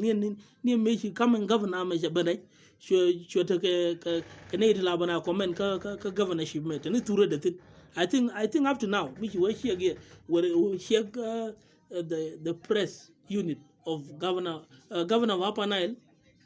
press unit many here be ture don't be ture galole we ejectin so that means me George no George chana jo nasar ka George che nasar kap medan according to me chawa de kunyong ni jag de position mal kwani ni cer mi che mal pet ko shi party shi du na bo chwa mal wa jender chwa governor ma tan kun be kana go da chwa governor but kana bantano che banta kata an shi party mana organized body che du na gwir keje so opinion du and no dara governor de no ko da pe me kre da jo ngote and our governor so tell me logo keje okay so tell me logo keje kan di hal go ke ne kondial but mi che jojo no changa kwan please hienga te la ro let ko do ko che kon yo nen te ke hienga kene hienga ti jam no ko ba ti wo kam yarke don ke ne do bro ki la do wada kwa hiengu en ramu te la ko yere do don jen kan on ba tarje mu bi ala ke commissioner shi bo tareji bi ara ku no mat ko bi kuli ci bumi na mo ci douane mu wi ro mat ke kuma me kuna re yede jama ko bi ko nyona cha decision mi jeng mak be ci douane mu wi wa kuro ala yarna ko bi na investigate pintong mi bi wor bi yar pintong mi ko ba ko ci ngak fu mo do ba nyu ci douane so palra mo mi cha ala ro ba pali e ba ban ko jin ba ji kul mal kwa ni run ram kwa na so donc ni point nan ba gwa kwa na tin ta ba ko ro gor donc ba ta ga mi do dien donc da ta ga mi de la kama ma jin bo gor gwa dan men ta dial mi te mi ci jeg jega mi te mi ken jeg bine so lenen men ta ground ta kon ya kon kwarga ko wayda mi ngan wayda mi jin so anybody just lenen mi longi lenen mi dal gi tu gwelun bo ci mor dang jok kon jin ko rien lenen bum mi ti rabo lenen bum ku tu gwelun to organize ya you to bi autul bi ane kun lo ke che kon mo open space ke leadership ta era no ko rante garara ko win mi dag la che kon yo no win mi dag la ruy ke la ken wan so chuta ke mi bu la na je win ni jin kana ke ngu no nyong no do ko ngana nyo gor mi te mi la wikirun kwa report ne ke cheta ma yene dia la white army man ne de ko kien de la GSPL mayo mi te mi la wik mo wala da commissioner mi chadala kala de bi aw report ne ke to dia la to bi aw report ne ke run bu we claims to go mu wete ke mi la weak point bi a strength the min dar nyona min dar long ke char ko war bi a moy ke space manim ba kon lok rami shit karamo mo ko no gwenye go chumo ko na we lo kon ngak ngamban no be ye dunga bela no mo dunga bela me la changa lok e chang je me tan ko le ban e tan ko je ku tu amarik me tan ko le jien ci galo ron ban e wala le ngone tan ko ni kan jo ke external galo ron bide tan me ci luñ ko je wenyo ko jaga bide chanyo no run 2 days mo te me la mista ke ba nyo lok so nan kon tele kon ramala kon mala la ro ko ba we chieng ak to e chieng ak ne ta me akwa ngi jin je pok wilo mo ke chawa kwa ngi sara wana de we sara ran chingu ran ngak no mote ke our DNA no look on ram kwa ngi I don't know la kona gor da ru ni jin karo adu jin bo logu ramu do dien no ko no rodu cheta mi ay ko enda cheta no rol na bad ma ko ngane yo ken no ye rol na meni shahad ba ko rodu meni shahad ko mi je joji jin ta mai ko ngani ji ko da na rol gwadu ko ka ne din ngai ga bible gwa ma ya wala na min guru de le kiji etama jin nogi ndama no da na rol gwadu the same thing la to mi jin gut kashi ka duje nyara din jerut la loy do atet but mi cha nya do urut bu nyoga so the same la rama gwi ni kwide I think jen ta ta kon ndama wit ke je ko cha ramu din kwanya kan ji kwany mi cha ji kwany ta di we chi we go but guess what malari chi we go ko cha ji kwany ka ram kana agree ji ni mi ta ko be jo oppose be de nyogo oppose be de la ri chen gur bi nyogo wa ngak chen gur ngak chen gur ngak chen gur ngak chen gur ngak chen gur na ma chen gur ta na ma chen gur mo kon te ko chen gur nga ba no kul no nga ba ko roaje e nga ge week e je ne ten rama la week mo ko roaje ko kon bo kon week bo mi te ga dorum bay mi te dorum bay gar mi te dorum bay mi kuir na ke je bi naitin bi jar waj bi ken waj bi ga yong don war na ni re ma charta ni o ken liu e chuba runa ti e ken liu re no war na me o to ko ken ga ko no di yong ko na bi ken mai kuime e che go e che je jira ma tolo do wala e jira ma go arun yo ci jeru bi ken mai kuime che ta de tugdol ko ken da ne yen ga da ga so Sudan mi ci nuwar joj bi ka ne nuwar yo cha nuwar joj bi we bi ga nyo yur kujmi ne to ne ka opportunist so life che gor bi fake no gor je jin bi lo te mi cha ra de no ta na ta bi ko kai de ko ci kan ngai cha ngak chen e ci cha ngak la bi ko wo kai wo ken ko te ka ko di je non ne en ko ne nyam dan cha wo wirtin la bu wa ta le dei bu wa ta le ma ka go lat ko no ta e min gang na ga ken kono kwen bo tele day wi min maga kon koro arwal kon koro ci kon wa tele day tele ne men e re ma jare ken malen ci kon wa bel bete mirum kon la kon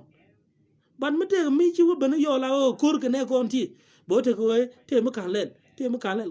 ka day ti la kon nga nok ti no de kon kor anurum ke mu ci kon wa yu ko kon ter so what I'm coming to say yen pankun en ramata gwal me kwa share na makam kwar dial kwar kon dial tin la kwar ayo tiling tung nuore mane cha tung nuore ling ba ling ken eno telecom position connect la white army mane la communities mi kwanke SPLM ayo ngure tin jen kor position nga tin je ga ba kwan benyin ga kwan position nga tin je ga wuje benyin wuj kon biya kwan focus to kon ga position kon wayda mi dan jenen gor kon shende mu gor kon shende nyor neje ko wayda mi dum ci yol ke kanasere dum ci yol ke ci ka gadul ka gagwang nyone kon ne din te kanaser nyone pla wayda mi de ulang ke nyogo nyur pla wayda mi te gon te ko kien ke nyogo nyur bi ke change ni ken maga ji tok duil but your position de tin cha share ke ba sharun ke nyin jikien ti guir ni Korean mi chikana da guy ko guy o Korean chikana guy mi chikan benanta mai to their sense chikana gor bi kan Korean laka chula ba obstacle korun bi kan lari o chiga e o chi ngu ga o chi ngu ga dun kan chi ngu ga konde na bom please a chala kan kiye pala ro kun piya chi ngu tel ram te gare kiye tel ram mi la ro yen ba chopin tel ram chot yepe leba right time wedi ma akwan gor ay gor ke be ke shab mo gon ba e gon wenyan ba bi won kan wenyan ba si won wenyan man mi tan o je chen kon jeng ne ga formula d mo kon o je runi ci kon ku luñ doran ban ku ben ñur ban we medan commission ci ne kon la ka da ke ne ete ne me we ga ci ngungu ne na ma lo ne ci ngungu na ma lo ne ci ngungu e jan ban ku dol bo re na zara go ñur kon pel ko ropi tay kon dol kon ta to yer ke dol kon gwa dol kon tin wa kon wo bu ban ñopot tala kon dol mi dati abata mi de wulare i ba ci ngu ku cholo be ku jena rar be ku jeni jokier katin jeni ni ibna ba dol ko akel bana dol mi dol pa ga ba de jega tani ga lay nasir tada mal jega tam ko kon to kon ko problem ci ko withdraw medan ci kon te kam men di kon lat ci kon ngulel te ga ti ko re ban gere ke strategy no kon bana ka ger mi ci ayo ku nyuru tama ci ta ci gwej ayo me gwej tin ci char kon eti nyin tin ko ala ka ayo no wona wide hami gwej na ayo nyin ka tin ci char bana nyin kon bana ka mat kel bana bom this time round ngada je no rama ci akwanya bako gan wara magan wara bumme ka nga jangwa ka long lat ka banana niam awa ko niam re lada man lada ajen tara man nogo da ne dial daga lat ma jin mamu waji kwan do nga je bummi nga je banana niam pita mu go ambelet kana so jela simone tele go hadri ta kada mi jira matarar mi jira mala ka support no wonan commissionership e jilla ja support ko yo ko no wan ka da man da kon ko retama biga dil banaka na individuals tibro lar tibro yaj eno kwa ka biga use ke movement ton la ba ne de kalkel ni tana ti right to ma ton ga garanti e chana mele don tele kwa ke resources don tele resources to use ke movement mi jira mala ja goru wen eno betam belet kan ke movement yogu biga dagbo because jaka movement mi go no be movement support ke biga jaka wide ham mi go no be wide ham be support katin wo wala la objective ne bi team la ngwa verify ne de la ngwa verify tin bi nga yo de cha la let ke kan go la let tin la ngwa gwi no na me cha la wala kan la yo go wala cha youth go na mo jen bitin jen tin ci ko am bi wala ko youth ko yo bana ke use nen tam bana ko to mu ko ko use ko dub dial mi ti mi longi wala du mi ti no kala chunga kel ke SPLM IO ngudi chunga kel ke bum mi la chunga kel ke waida ngudi chunga kel ke bum believe me ci kon liberation dem lat tele financial support mi let kon no mala tar kon ke ci kon da wata ram ngat kon jin ci ci ro ngat ci ram den ngat ci ram de bu ngukula la wi mo la ja la jin te bi trust bi invest jila la trust jin jila ja invest no bagulo tane kong do wa to trust joy te ka dia so mitara mngazi kule te gidi wi mo no ma an mo wa yogo la ko ba la mu mana e ba ko cham ka wa cham an ta go mo wa ira mo wa support e ba ka cham ka wa cham ngudo le go wa yo cham ka jila ka cham so that means no go no bi mu mana be support fully antama mi jira mi no go medan e no be support man antama ngunitin chuta mi ye changa kwa ngune ko mi ku contact ke mi jira mi new person ngure ko mi ku contact era ma cha kwa ku nyong je kam cher ku to bom ku nyong je jo congratulation ku nyong je jo wor ko nyam re ladu min chi penten adama ku cher ku re alaka ku jone ku cher ku re alaka ko objective nu ku re alaka ku strategy nu ku re alaka ta ku ji bom ku wich gwame as SPLMIO ta ku ji no ban nyin kon je ge bana bom ge war ga no kon dial amani nyin kon dial tin ku ji ban lo ngari alaka mobilization ku bom nu jintin jana ma bana chum na jam chuma kon to ko mi kon ko re ke chang ban ro lo ling bo gang mi na ga chang munara lo ling kina lo ma lo so mo kon ko wal dem ban ko lo waru ni ko ro palpen e ku commissioner ku balo ledu me da no kon gori je munara ko ling chia dung ya che belo go long be chu lat ke di be chu diu ka dong tele min lo ni me da so tama tuang ni je ka go lo ai kel je gor ni je ko no jin cha je kwa nya cha kwa ndo mu je cha kwa ndo mu go ba cha ku nu kwa nya chi pal ka warga ko lu ne warga ga spiala mayo ko ledu you know objective A ke B ke C ke D le ni ke le ni ke na mi jira mi ku support bular je ko na ngune la ne na ma support medan bine ngur ku ne ye support na mo be joa program dun ke SPLM IO board okay ke mi wa da mo dong jen bi ne tana bi go wote ke bi go involved no so that means lan na category nang dog di alti quarter cha kwa ladin latke community tin la dun ko che jo no ko tribal ni na kon but chi kono malen ka jen chance je jang along no chi kono malen ka jang no kene long mi chi wi gwa ra gatin na no atena ka jin chi jinwar jira ma kulu wai tar gane dum political chi jinwar di kulu fili di ta murai ke nuare nya gat nuare na men ka jo kan ji ka na da lango gwa me no kon chin ku nyene ga tukdu e kuma ka ta ga di te kaji ka ta ga tuk ti la do ba to du gere kan ta ga tin wandi nga intention di ne to ba jilet kare kan so community mu chonke ko kwartin cha kwan SPLM IO as a political party ko community we chonke ga je okay plan ne nanan community include white army be chonke la ke boom okay ko community force be do community be a long gang cha gang wo ko ro even from their own government barogang ben yin ga yang ne IO run mi cha we mes ko gwa chi we ti abru chi we gwa ga IO ben ga rule de jek mo do white army ga ke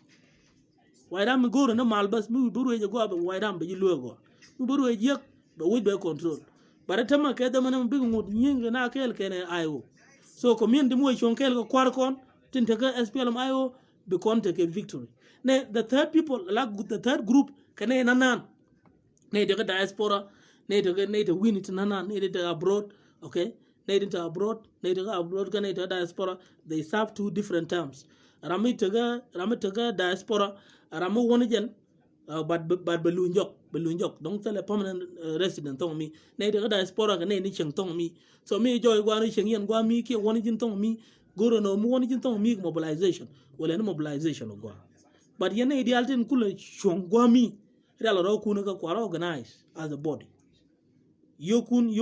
mumena she yo to $100,000 movement go to billions millions of dollars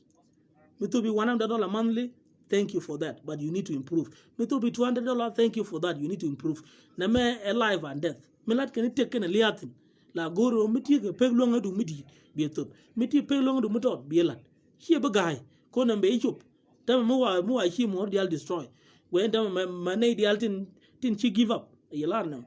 Mane tin chi give up. Tin chawa with kine goro batakariam below tin. Kuma men goro ben which abo week a mal. Mura ta kwa use ba mura liuga tela gwa min wala safe ten war she safe whether she give up she safe ko why use bo ne ko kien ko da mi she give up she counted to she give up ba de ni kunyo nang bagad kunyo nang wana ba kama ni mangate ni gwam so de yin ngai na me kurmu do dien mi tele wo she give up mi she give up ba jina mi she give up cha gor ba apple ba use mi kan ji use ke ken give up ke she la ri ter kor ba ji ter kor du dial tere jikor financially tere jikor economically politically dubdial tere jikor Canadian baran gor mi be convinced I hope there was a time you are jong medan e jin ko jira mala randur ko lenga ji e jong na ka lunjo ko never and role mi chena guarantee no ne di ba ko gang chini dem jolo jo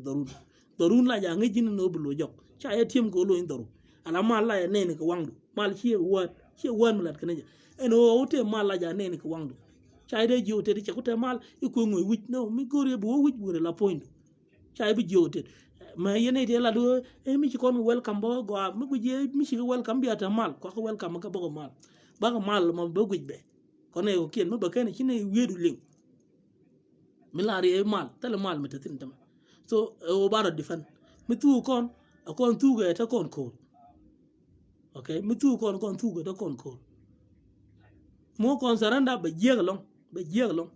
jede ba dinne ka jira ma tiye ga jama ma jira ma nan ga je ba kon dial mo ga problem okay so when ro kon ko bana belu ro kon let's stand together as a community kam ro kon boom mi jira ma tar financially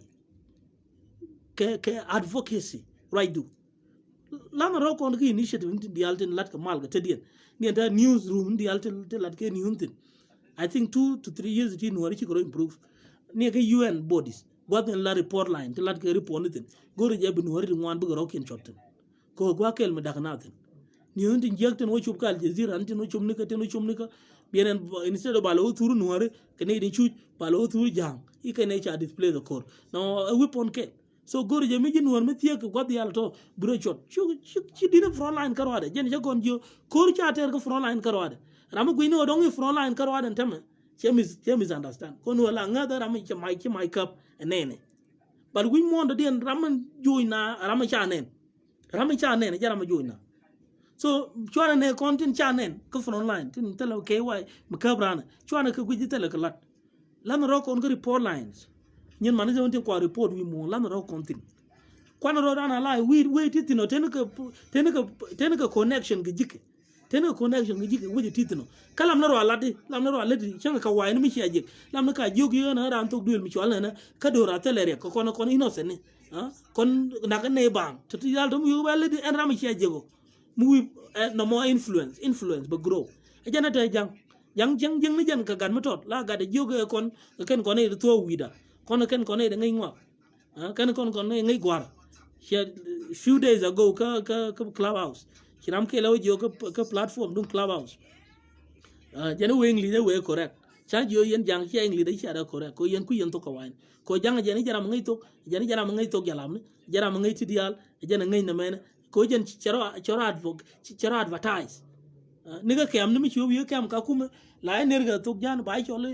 ba wa dinga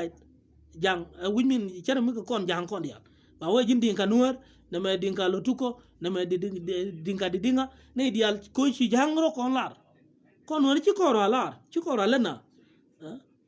antama to ni antama mi ci rum gram kel mi ci cha yara la ka wai jang ne ga ladu yu ne ke ngan ka kan kon ne do go ne ken ga so Sudan kan kon ne go ne ken kon nuore mi ci nuore chang nen nuore ma gwa kon ci ne to ko tama ci ne to cha la jamani ti ler ga di de belu cha rai ka medan cha ga jo nuore kan kon ne do go nuore tan ne problem nuore tan ne ci garkel cha ga jo jin raje me ko continue lene ka wai ko kien mete ene ka wai mi ci ne jegan tama la de je ba jo alma kon nuore kon ne go ci nuore melin ba nuore ngaje ka ba jo ga nuore ngaji ngu kuidien ba wata kan ta kana ba jo no nuore kan ne go ta kana nuore moy kana nuore kan ne bom nuore ci kan bumala o nyenga ga ji bang lo ko no mi ci ga dem kan kan ne to mani kuma kenya bo mani kuma wino kien la ka jo ga nuore kan ne go I remember one day chwa kon kot ke turbil ke de ni kel chwa jo ke ni jini jiran ngan chwa wa nuor me cha kan linga nuor chu wudien ting ga chu ga long chu wudien nan kan ko ke ne nuor boy bi ram la len mi je ko cha la wudien cha ga jo nuor ram nang na long ram ne ni cha gar ne ne kan ne to ne la to ke jang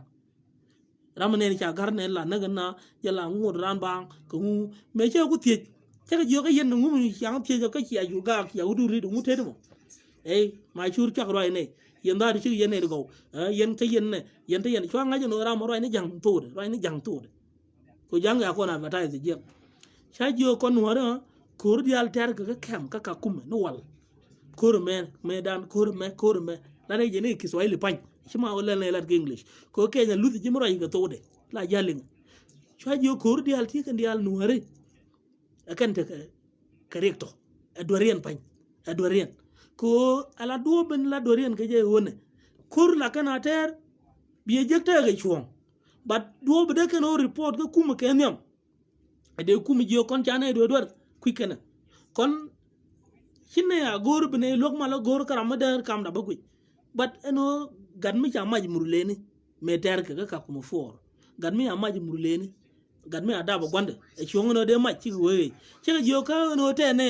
gui ne ku ne solve ni do but kuj ne no yen ke yen ne den ne yo kona approach den ne wa jo gwa no kon cha ne let kanam e jere da chi wo ke to pan chwa nyo ga ti dia men me chwa la do kon tene do ko chi ne ku ma dun chi ne lu ko chi ne wa bo ye bene man ngo ge ye no bo chi na ngaji no mo go na awareness chi ko ne ti chi ngai ti bene no ri jo no me ta mi chi lok chwa je chu ka bala yen ya biya ka ku me be ben la be benam balen to wa amul ngo kono gwa ne ko kian ne ta ma te ko ti ja ga luk tin anaiti titi da cha dorken daga kapoita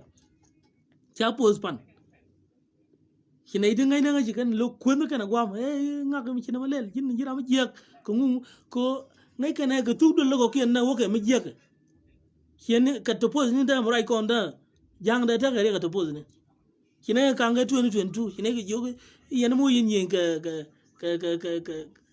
to pos ni ba ka chon kel gi ko ne o daga li yit ka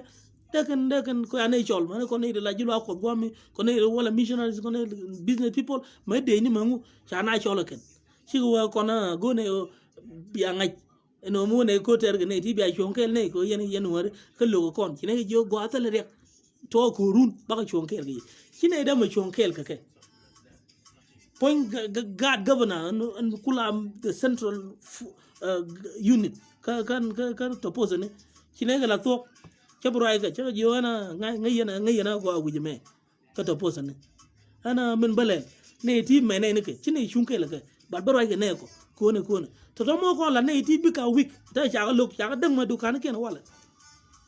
raje je cha bo pos cha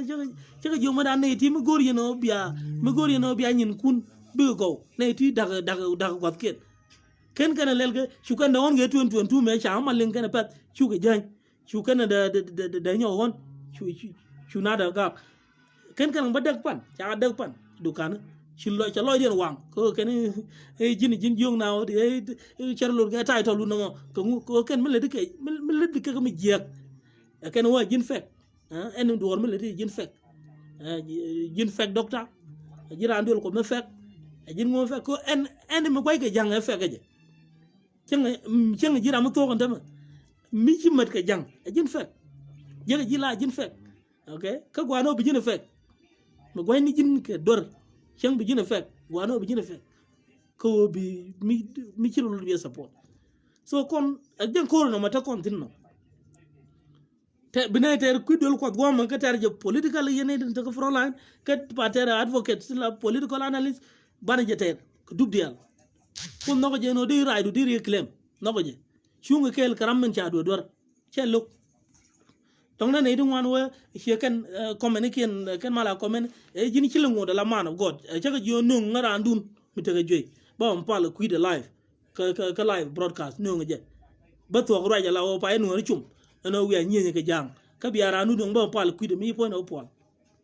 tala mi che wo tala mu wo je eno chunkel ga dorun tala mi yare ngurai ko ke mu won yam good news en la gwar ni chiang mu daga mi jale mi te ne de la goro bong de ko ne gwar ni chiang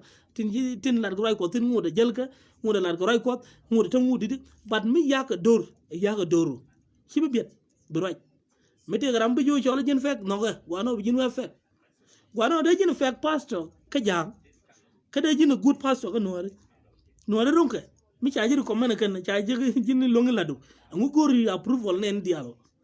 che jo ne no te ne di jin fek ka ke ne di jin to ka te ne jin shetan ka ke ne di jin ko ka ke ka ta ma te gram mi jin da shetan gram mi jin ta ye ko to opinion to te ka tin ci ray golat ba wa jin shetan gram la ro ci ko kuti so to dialo ko opinion ne dial opinion dial to ci kan be dependent life be make sure no you live right mi ci live right en mi ku ji mi ku tampa no ci ja ku live right mi ko no kor bi nyinge je mi ko right bu right so tay ci dum jan na ma ci kon ja ko baro palpin ni dol ko kon da ci kan ci dol ko jan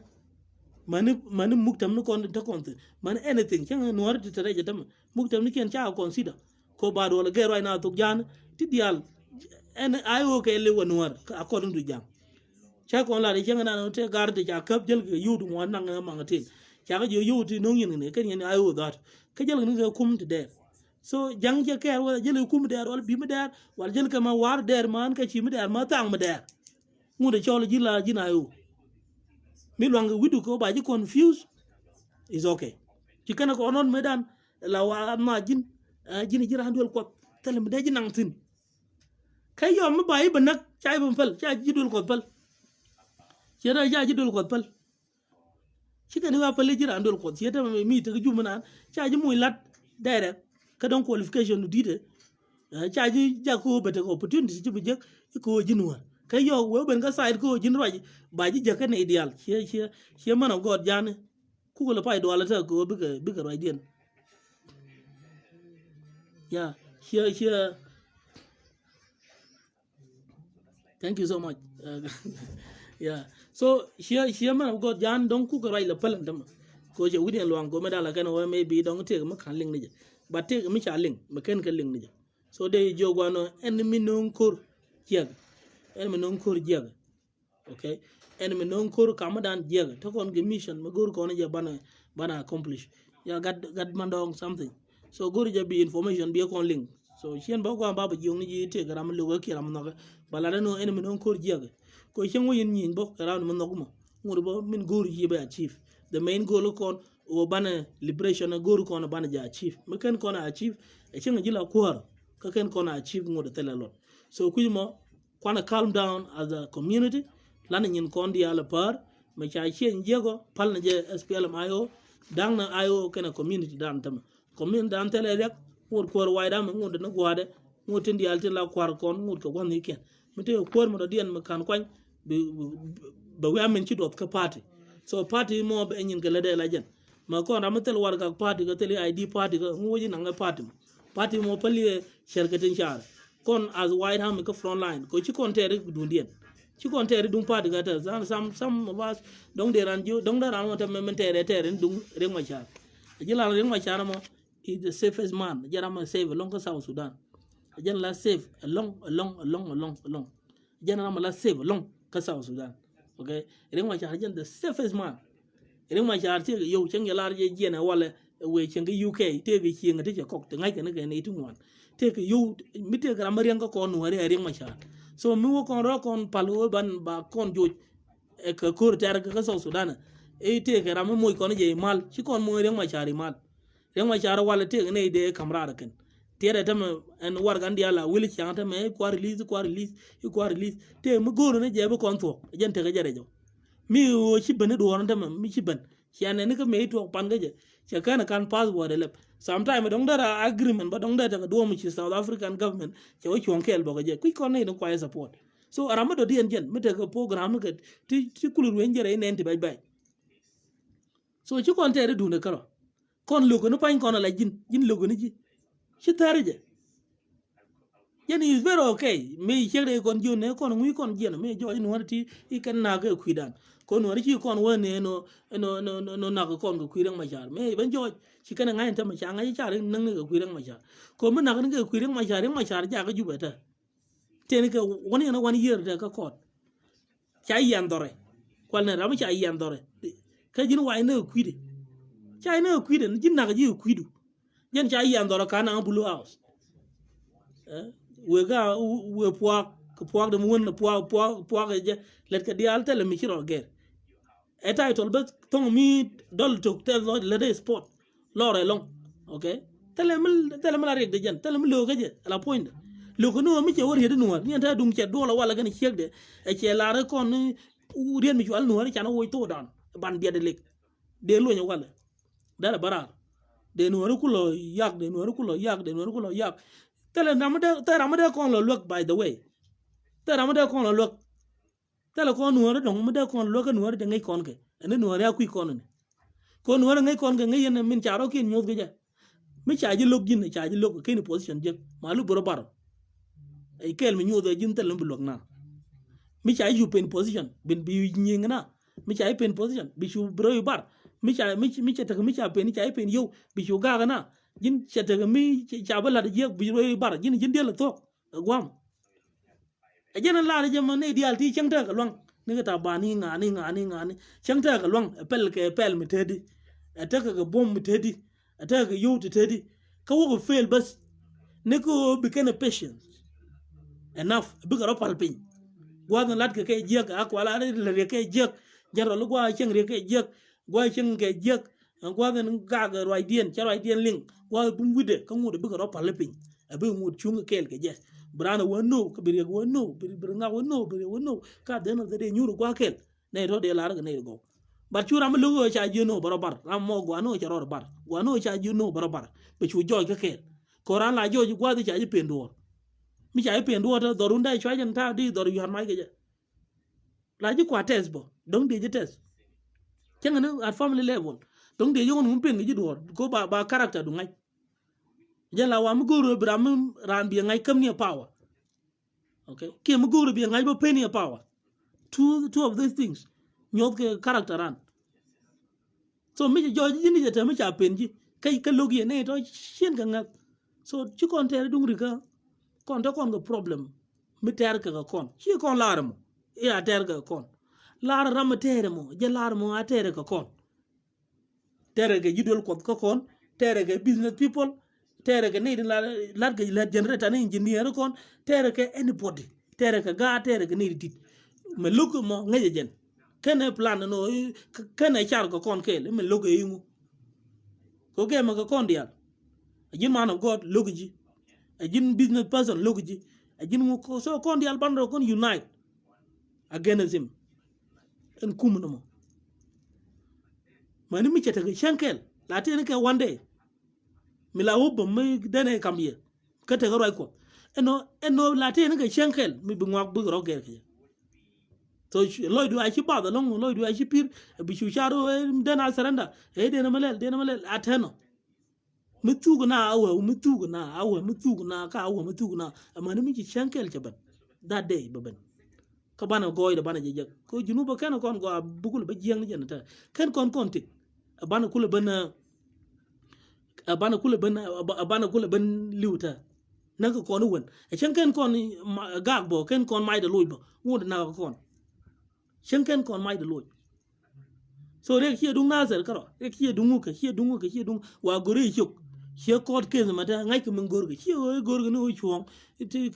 ka dwar chen han da chang da je tel mi chalat ka dung na zer ne dia la ngam da kan chiroi milat ke we dia na je wa wasa mi chia ka tam ni jin de je te mi chila so chi da bet e chuong du no ti ka right ko right anything mi lat ka go doru bi right ke je so de kon jo gwa no mi te ko mi gore please korno mo gwalo tara mo lugje my side longo yenetin ling raje me de jogwa no tan kundu ngwan chen chi yen dia te ge ne ti lanye ko nok galo alew ka nasir mi hien an wuche yol jene wuche yol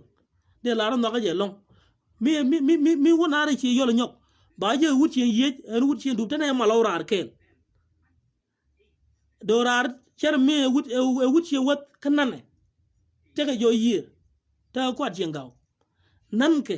kamada ke tong mi cher mi tieng ne long melat ke je ke chieng mana ro ke ne ke chieng chi de juro yen jina ta de alba chi yen chi yom cha de juro ai bo chi yom melat ke ne chieng karo agero de jina gang chi yol karo bo en ran dar ga okay ko tigen ke rai bo ko da ran arwa wada jiran gadul ke jiran chi yol ke jiran ka gwang ti ka rai ko dinar wai bo ko ngi ngwa ko ngi kwar ngi talat ko ngwa kwar chi ram kel du no ram cha kwan men cha kwan party mo te ka rai ka jaram chung ne dial ke je men lar ko min ti jaram me chi ne no era mo do dien mo wa te ke mi cha le je mi cha dur chi the right person ide kwan ne galwak ke de kwan biel ke de kwan ni chol ke de kwan ni nyal cha da kwan ram me ko ram me tene no mo dung mu kula te ne te kwan ke ram mo dir te ke chol but no mo ke liu opinion du beten ga chang ba ran mo gur mo ko loidu atene ja loidu mi jinat loidu mani chang cha ji kwan so na me political party meten jan ka long ko barana be ja kwan mur wai ram mi shunga la wai ram mi te garan dun mo gur ba kwan wala je ko kan makana ki bi ala nyamde gure gur ko no ma zo community ban ba nyur ga bana ba nyur but changes are also loading gas PLM IO because PLM IO chi pa ka ta munin chi pa ka nin biga roken gar biga position ken gar biga roken loy biga position ken biga boro kam nial bata garam woy ka garam lat to dial do chi kon bu gor ke otherwise bana te room ko ande mu joji ichi ku kon nyenye wala iko cha galwale wo bidne galwale do kujme bine do ra do kujme bina yed che to donc la ko la re do ra aran ko joj ke galwale waran ko joj aram de den nyoga ko nyirun bina nyi aram no gabana nyoga chen kay mun nyoga gir e che la nyogrum ke kon ne ko keniti angang nyoga gir na nyoga yed ango bana te kur bana jeng na kur kana mo nyoga je ku ko ne chen nong na je roi ko kon gadan ganazer mi ganazer tel mi jektin ko roaje mi cheta ko gwa mi cha kam cha pen ka warga bi chiyo pen ka warga kam chiyo le ne dial ko kien du no mi je jo cha pen gwa mo for the sake of peace nong na je ne de la ko ngo online to kon tin la ora online na yet mi cha ko tie ma ter no karamo kam kom kata mi che jo ji chi o yede ko la wale ko wangana galwale ucha wo ga commissionership cha ja ko ba governor dari ke dir mu doter ko muy gurno da ram de position mi dir governor ken commissionership din mi en ci din governor so plan kum men guerre dor ngaje je donc ya ja ko bo ba jara mo kab donc ba la wi may ni bo donc ba la go jara mo kab may tin wa ko winde ko ken donc jan wa kwany ku ji ngaji di mu la plan ram position no mo no jin logu ye long galwale no ge dar jutani no position kel kan jen cha bele promote donc te gwa den ladde tin tama mu gwa mi kuji mi kin ni ngai bi jolare ko chale ko man mu ko promote ni jabo chere kara ma gak mi wa kwa nge re ma jala president ma ka jin gak yi ngo jala vice president jin ci goru nyam so that means mi ta ke change ko accept change mu we accept bida but ka to go ko ken ba don ba ram da ni gurni ni wude chang dan my good friend shine je ga Nairobi te ga mi ne je ga Nairobi I think 2019 or 2018 ram go along chen da mo wude pai ko ngana zer commissioner pai ko ngana zer me chukulo we no ani kina ro na kuida ram go amata yedi go na gaje ni go da ne cha me cha ne no go cha kwan chwa jo congratulations ko tala re gaje me cha galwale kwan cha jo congratulations tala mi lo gaje ene ram cha kwan me cha dol kuntian me cha kwan chwa congratulate chwa gwarma say ni several to show ko ben ko last okay man me chu gere chu ben so tala ram ye ka ne kon di altin kwan kon ban mi cha jo cha ga chen mo wa de tin ko wi de tin chen wa kwan kamo okay ka ban say dan olan ban mi chi de tin ka chen de tin ka cha ga nun kon ban e samara ma cha chi de nun kon ka ban chu chu ngono so jana go no balan kon ka live broadcast wala ka Dr. Yer public school ko ba political thing ba bana address go amene so beta ka milo ga ji mu jo share ka amata den beta milo ga ji mu jo share ga share more amma ne den ko ken please mana ro ko no bum ay wata ka plan mi tok ko mo kon ter ko ras waydami mu do ba ci ba go kon wano bu ay wo ba ko beten ka ay wo ba mu we ter ko ras ci ba go ga je wano bu waydam ba ba shong bum so waydam abum ka ay wo abum mi te ke guri mi da waydam jalat ko be ne ka baga rol ke je yes but we love galwale more yes because yeah corners that god kon that look wonderful yes so namabo akel mo go am bi jako better position mo go yes ni o lat ke janno ke jilong akel mo go along yeah betene ko gwa so is good no kon long pan ko jen number 1 chawo wona ko front line ne raj medan ne raj on text meji na nazar woda ko lang mani me ba ko join ka de ko front line la raj ne la na ju gona wiya wonyam yen chora dol to ko kel ke yo ngu to diala to ko dial mani chwa ko ben la do ba che yo no atale yang mo wan ak wan jeng dol na malal ka kon en pal te ne pal ko biya bi ko de kam ju mo yaro kun le wo yeno mix na ma chago beta ga ti jek tin chuna ga la to dial la raj ne tel mi lo ga je ramu tok mu go along mi humble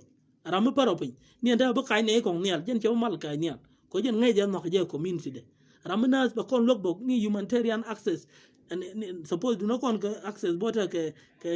ayo kon dial ala boda ayo nyam donc to kon ga top 4 ala ta ga top 4 de suggestion no de to wala de wa gar wudu ma mo ne jaga position de den ko jen be kon ja ko lo kon ba humanitarian ha ba dul wal bo plan dul wal mo ba ko loktin ko ni ta te tana de amoy botel dul wal nang tin ngure kel da kon ta plan ba dong da kon ta mobile clinics ti kon jel kel kana tin lokna ko den tana board ngure kel to ba di da ka project to go to dara la dara kon lo dug dia so c'est la gadan metal but nang na je no mi jete ke change akon min di kon chia perwe akon min di ci kon chia perwe min ko al non garantie ko banata ko ke daman ma kelew ke dug dia nani tere nan tiagi tere tiagi long tigi juba tere around ke do ba ngi mo be tere kwana na influence ko bana chunga bum mo kon lor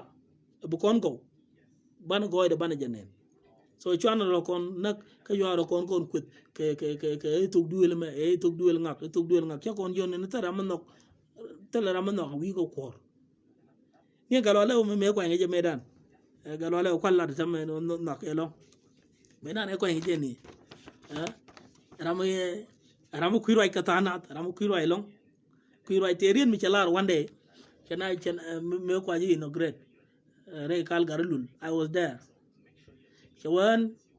mu wata ke shetan mi bobo barwa de ling wata garandul ko no bobo barwa de ling tam raja mo kan ngara mi lara handul ko mi devoted servant of God logo je long ko jen char mu char wala ko bol het bakel ke nidi kam me lodo no ngan ko ben wa kwar bar wa ne dial but pina daga ne jek be ben daga ne go jen lodo but according to me opinion na medan de wa jen che kwar ko jen chabi chen shetan gor no opinion dan but kana pe no ba kwar shwan no ba kwar ne dial te chi no kacha bana la kwara shuna ideal te logo kana lokaci won kana gwele la kwar so nang no kwar kon lam no kwar kon nang no ka kel nge ro kon go bana kwar kon no miti ke proposal wala midi lunga top abia top midi lunga top ramen cha kwan wala adi lunga tobe ngi ngwan midi da ja ja nga ja ngwa ko tom ni ja mita lido okay ka gwini ja mi ci waje ko ni runa lunga ka gwa makano lunga run ka ta kon ga complain bana complain kon bana ka raise gwante ara kon chenen la ta kon ka rol okay gwante ara kon chenen la ta kon ka rol mu ko la na jenta ma ngu da kana nu to ga mi shit kene me da kon la ra nga kya kon shengan ta ka gene zo ne cha kuin da wa mu kon na re ko opinion da ko je me loda dong lu no maybe dong binarwal dong jen but ram me ko na re ko dong te ko plan de dong lu no be strategy ni ka ba wo mi ja ka bum nyok ayo nga je plan ga so as a Nuer community men ta nazar palm ro kon pin me wi ko kien ayo ro do guire chum men ta chum bana chum ayo ni chiang o ayo bana je push jung je no a chung la ram mi bi chung bum ni ka de ni ke akata ka force mu gwa mu bum akata ka connection to go to bum ni ka kwarke rokin gwerke ayo rokin gwerke chwan ka pen guren rokin gwerke ne ken no ken kwan ne ken no ken wuj ne ken no ken promote ne ken ko woy ba te promotion tin dong ram ja wo te dong ba wo jakko ba wa governor ba kuji dong ba governor nyo wo dong ba nyo jakko ba wa kwar mane ko dong ki kan strategy me use no ba kwar ba kwanye ken strategy mu go mu waje na ba implement donc bu kana ma ba ga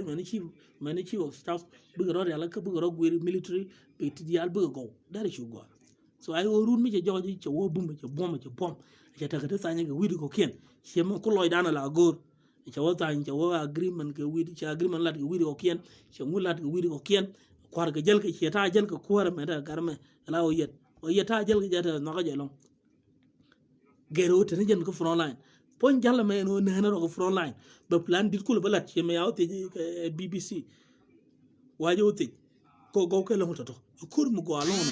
pon da ya ci le ben ko front line tele mu gor ne di al chicken beata one day ne kan dia te gram bu te ton mi big news ni ba ga yalla ka beta ke managerial things ti balat beta ko plan de bom to ba gwe ne di al chicken ra tu front line ni ko ran nan la kon kwar kur mi che me da tor gile marom ke ne ko kien kur kula kuaran cha kwan mi cha kwan nyam dun eno beta niam kur suicide ko wi ko kien ko ala kur la te ko plan mi cha gor mi che mata war ga ma mero mi cha yala ka mi cha wona ko ngude ka wam ngude niam gwam anga gu yana bina malo chobo rambo be du no matu ko nyok from zero be du no nyok matu from zero so beje bat ko jen system dan ki ko ngi je madan ko be dil niam be ko dil ter tele problem bat bete ko gwat baro de ger ke mo kon we need to wora kon improvement bete te ger ro kien be kon ngaji wat ki o ngwa je front line ideal bat bete ko wada ko kien te nan ti dan in ke la bonan yata da ram den ga america ke je pen o da mala re weje me so de jo gwan yene tin cheta mi ya da lok gu yene o wucha da mala ga ger ga na ko jene gu yene but kana le gwe ta gwe ne ja wutun gwe no e jike biya ngu la ya yula ro ka chagwa but runu ya gwande bi chu ngaji gwa no da man kur ma chi nga chen nga biya kwanya but gwana na ma che jege janda mena gwa ga je ya kera ga ram mi ke garun wang ram mi tiang kida wa ko chi bina mi chang dar kam mi ja ta ram no ne run wang be mi so gara bo la da no da ma ge du no ma ge time da gwa ga je good time ga je wrong time ga je a good decision ka je a wrong decision ka je ramman logi ramman noge ramman shida ma shara da ban jara ma shara be ban so changes the alto bika accept so nong ni jeno no a wono mani mi push e ban la go man ban la go o ramman ma cha kwanya la commission now but te be dil fulfill jana ban la ko ne la critics dial ban ke challenge ban ke jon na makan go ne jan go ne ni jena ma kine go ro point ran ci kon goro poran da mbana banen la tour ni am dan gor ko ram bi plan ni bata ke step to go ti gor pin ti be plan ci kon goro ne ti bun chong ni am dan la tour kala ci kon peg daran ci kon goro na bar gor ko na bana gor ne ti bi objective dan jen the main so de jo gwano atele problem ata the problem kwa share go cordial tin la mala ndong no da kan kor ngok ke ram logo be te maling ke anybody mi ga ngai ni de no opinion do de no opinion do ngai ni mi jin ta ma cha kwanya mi jin cha kwanya ga da man de ji tridi gwa de ji luro gwa so tuong na je ko bana ne kon di altin cham kwanya tama bana war gang kian bana ga lo ajen chiyo yet che bela ga kon mi nu war tama cha da ga kon ko du da ngai yang culture dan mi je daga rame akwan ko na ngak yeg e ka ngak yeg e ka ngak yeg e ka ngak tala ko ma la nu war ma la je gwa chen cha kwan la ja ku la wa mu ku de man mi che chu yeg pat wude jora me nyona je no ko ne de go kon no advertise la ko ne de go nyona ro kon no chi kon ko la ngok ko kana kwan e na yet ko kan lele na ro ke na ko kan lele please lele chondo lo on ma la de ma so kujimo miti ka access ko di shub kayo political beru la wi nyuru ka kel we nyuru bi ajena to bi wala radian ban mi ci chub ye ko ni ci chub ti ke jike len ne plan ko ka ta bo ka nan yam mi jira mi ko support ni mu men won financially wor mi rem support mi jira mi ko je support advocacy wor mi rem support mi jira mi ko chon kel ka front line wor mi chung jin kel ka front line ayo ro ko gwir wa rami ay chung la jan kana community inte radian so kuj mo jande laria mani yene ko kin tare lo ko man video kin mo te ke chen mu winen ngai ne ko no ayo te ke chen ni ke tele dum pele chen ni ke tele de e gura ale le kelo ya ka min chala yenu we am gura kun as white army shi ko lo ki kon te ga white army ba kon lo long no ene ram jeni ya kon bu ko marum as a community so thank you so much ene ram ku support ka cha wuch ka cha get ngai ne ko no biel no bono support the same biel camera next so ne congratulations gane dial ni cha kwan ne din cha kwan ne ka pate shi ko chan kan vote karan kwan ngan kan no baran kwan but ko cha kwan party in congratulations madam ja ba kwan la commissioner chan kan la ngan a kwan ka cha kwan la party men cha kwan tin congratulations so de la ba yene dial ko ken la ne congratulations atene loidan lan ne nyin kon lan ne plan kon manimi shi ko kon kambi thank you so much may the Lord bless you. Ka kunyala ta kel ge ne dialtin shata manan ko biya which again the longest live broadcast ko te tu wan long to go ban nyodi gwa so the next time don't bele la ti pol pol ma kentin bele ban live okay so thank you so much yene de ko follow ma yene dial sha na ma share kan ma ne dial ni share kun palpin ko biya time dun biya nan ko biya mi shet kenan biya jelin so ko share ne de ko ken biya walin kwan to go ti share kun palpin tin ko biya opinion me biya walin opinion malar no atel kur mada kon le ter kam madan kon kro kon nang ne min ja kam kon wo cha kon bin rek ku ma le gata kunyal bu kunyal be pud yene dial ko follow so thank you so much and I'm here to say bye.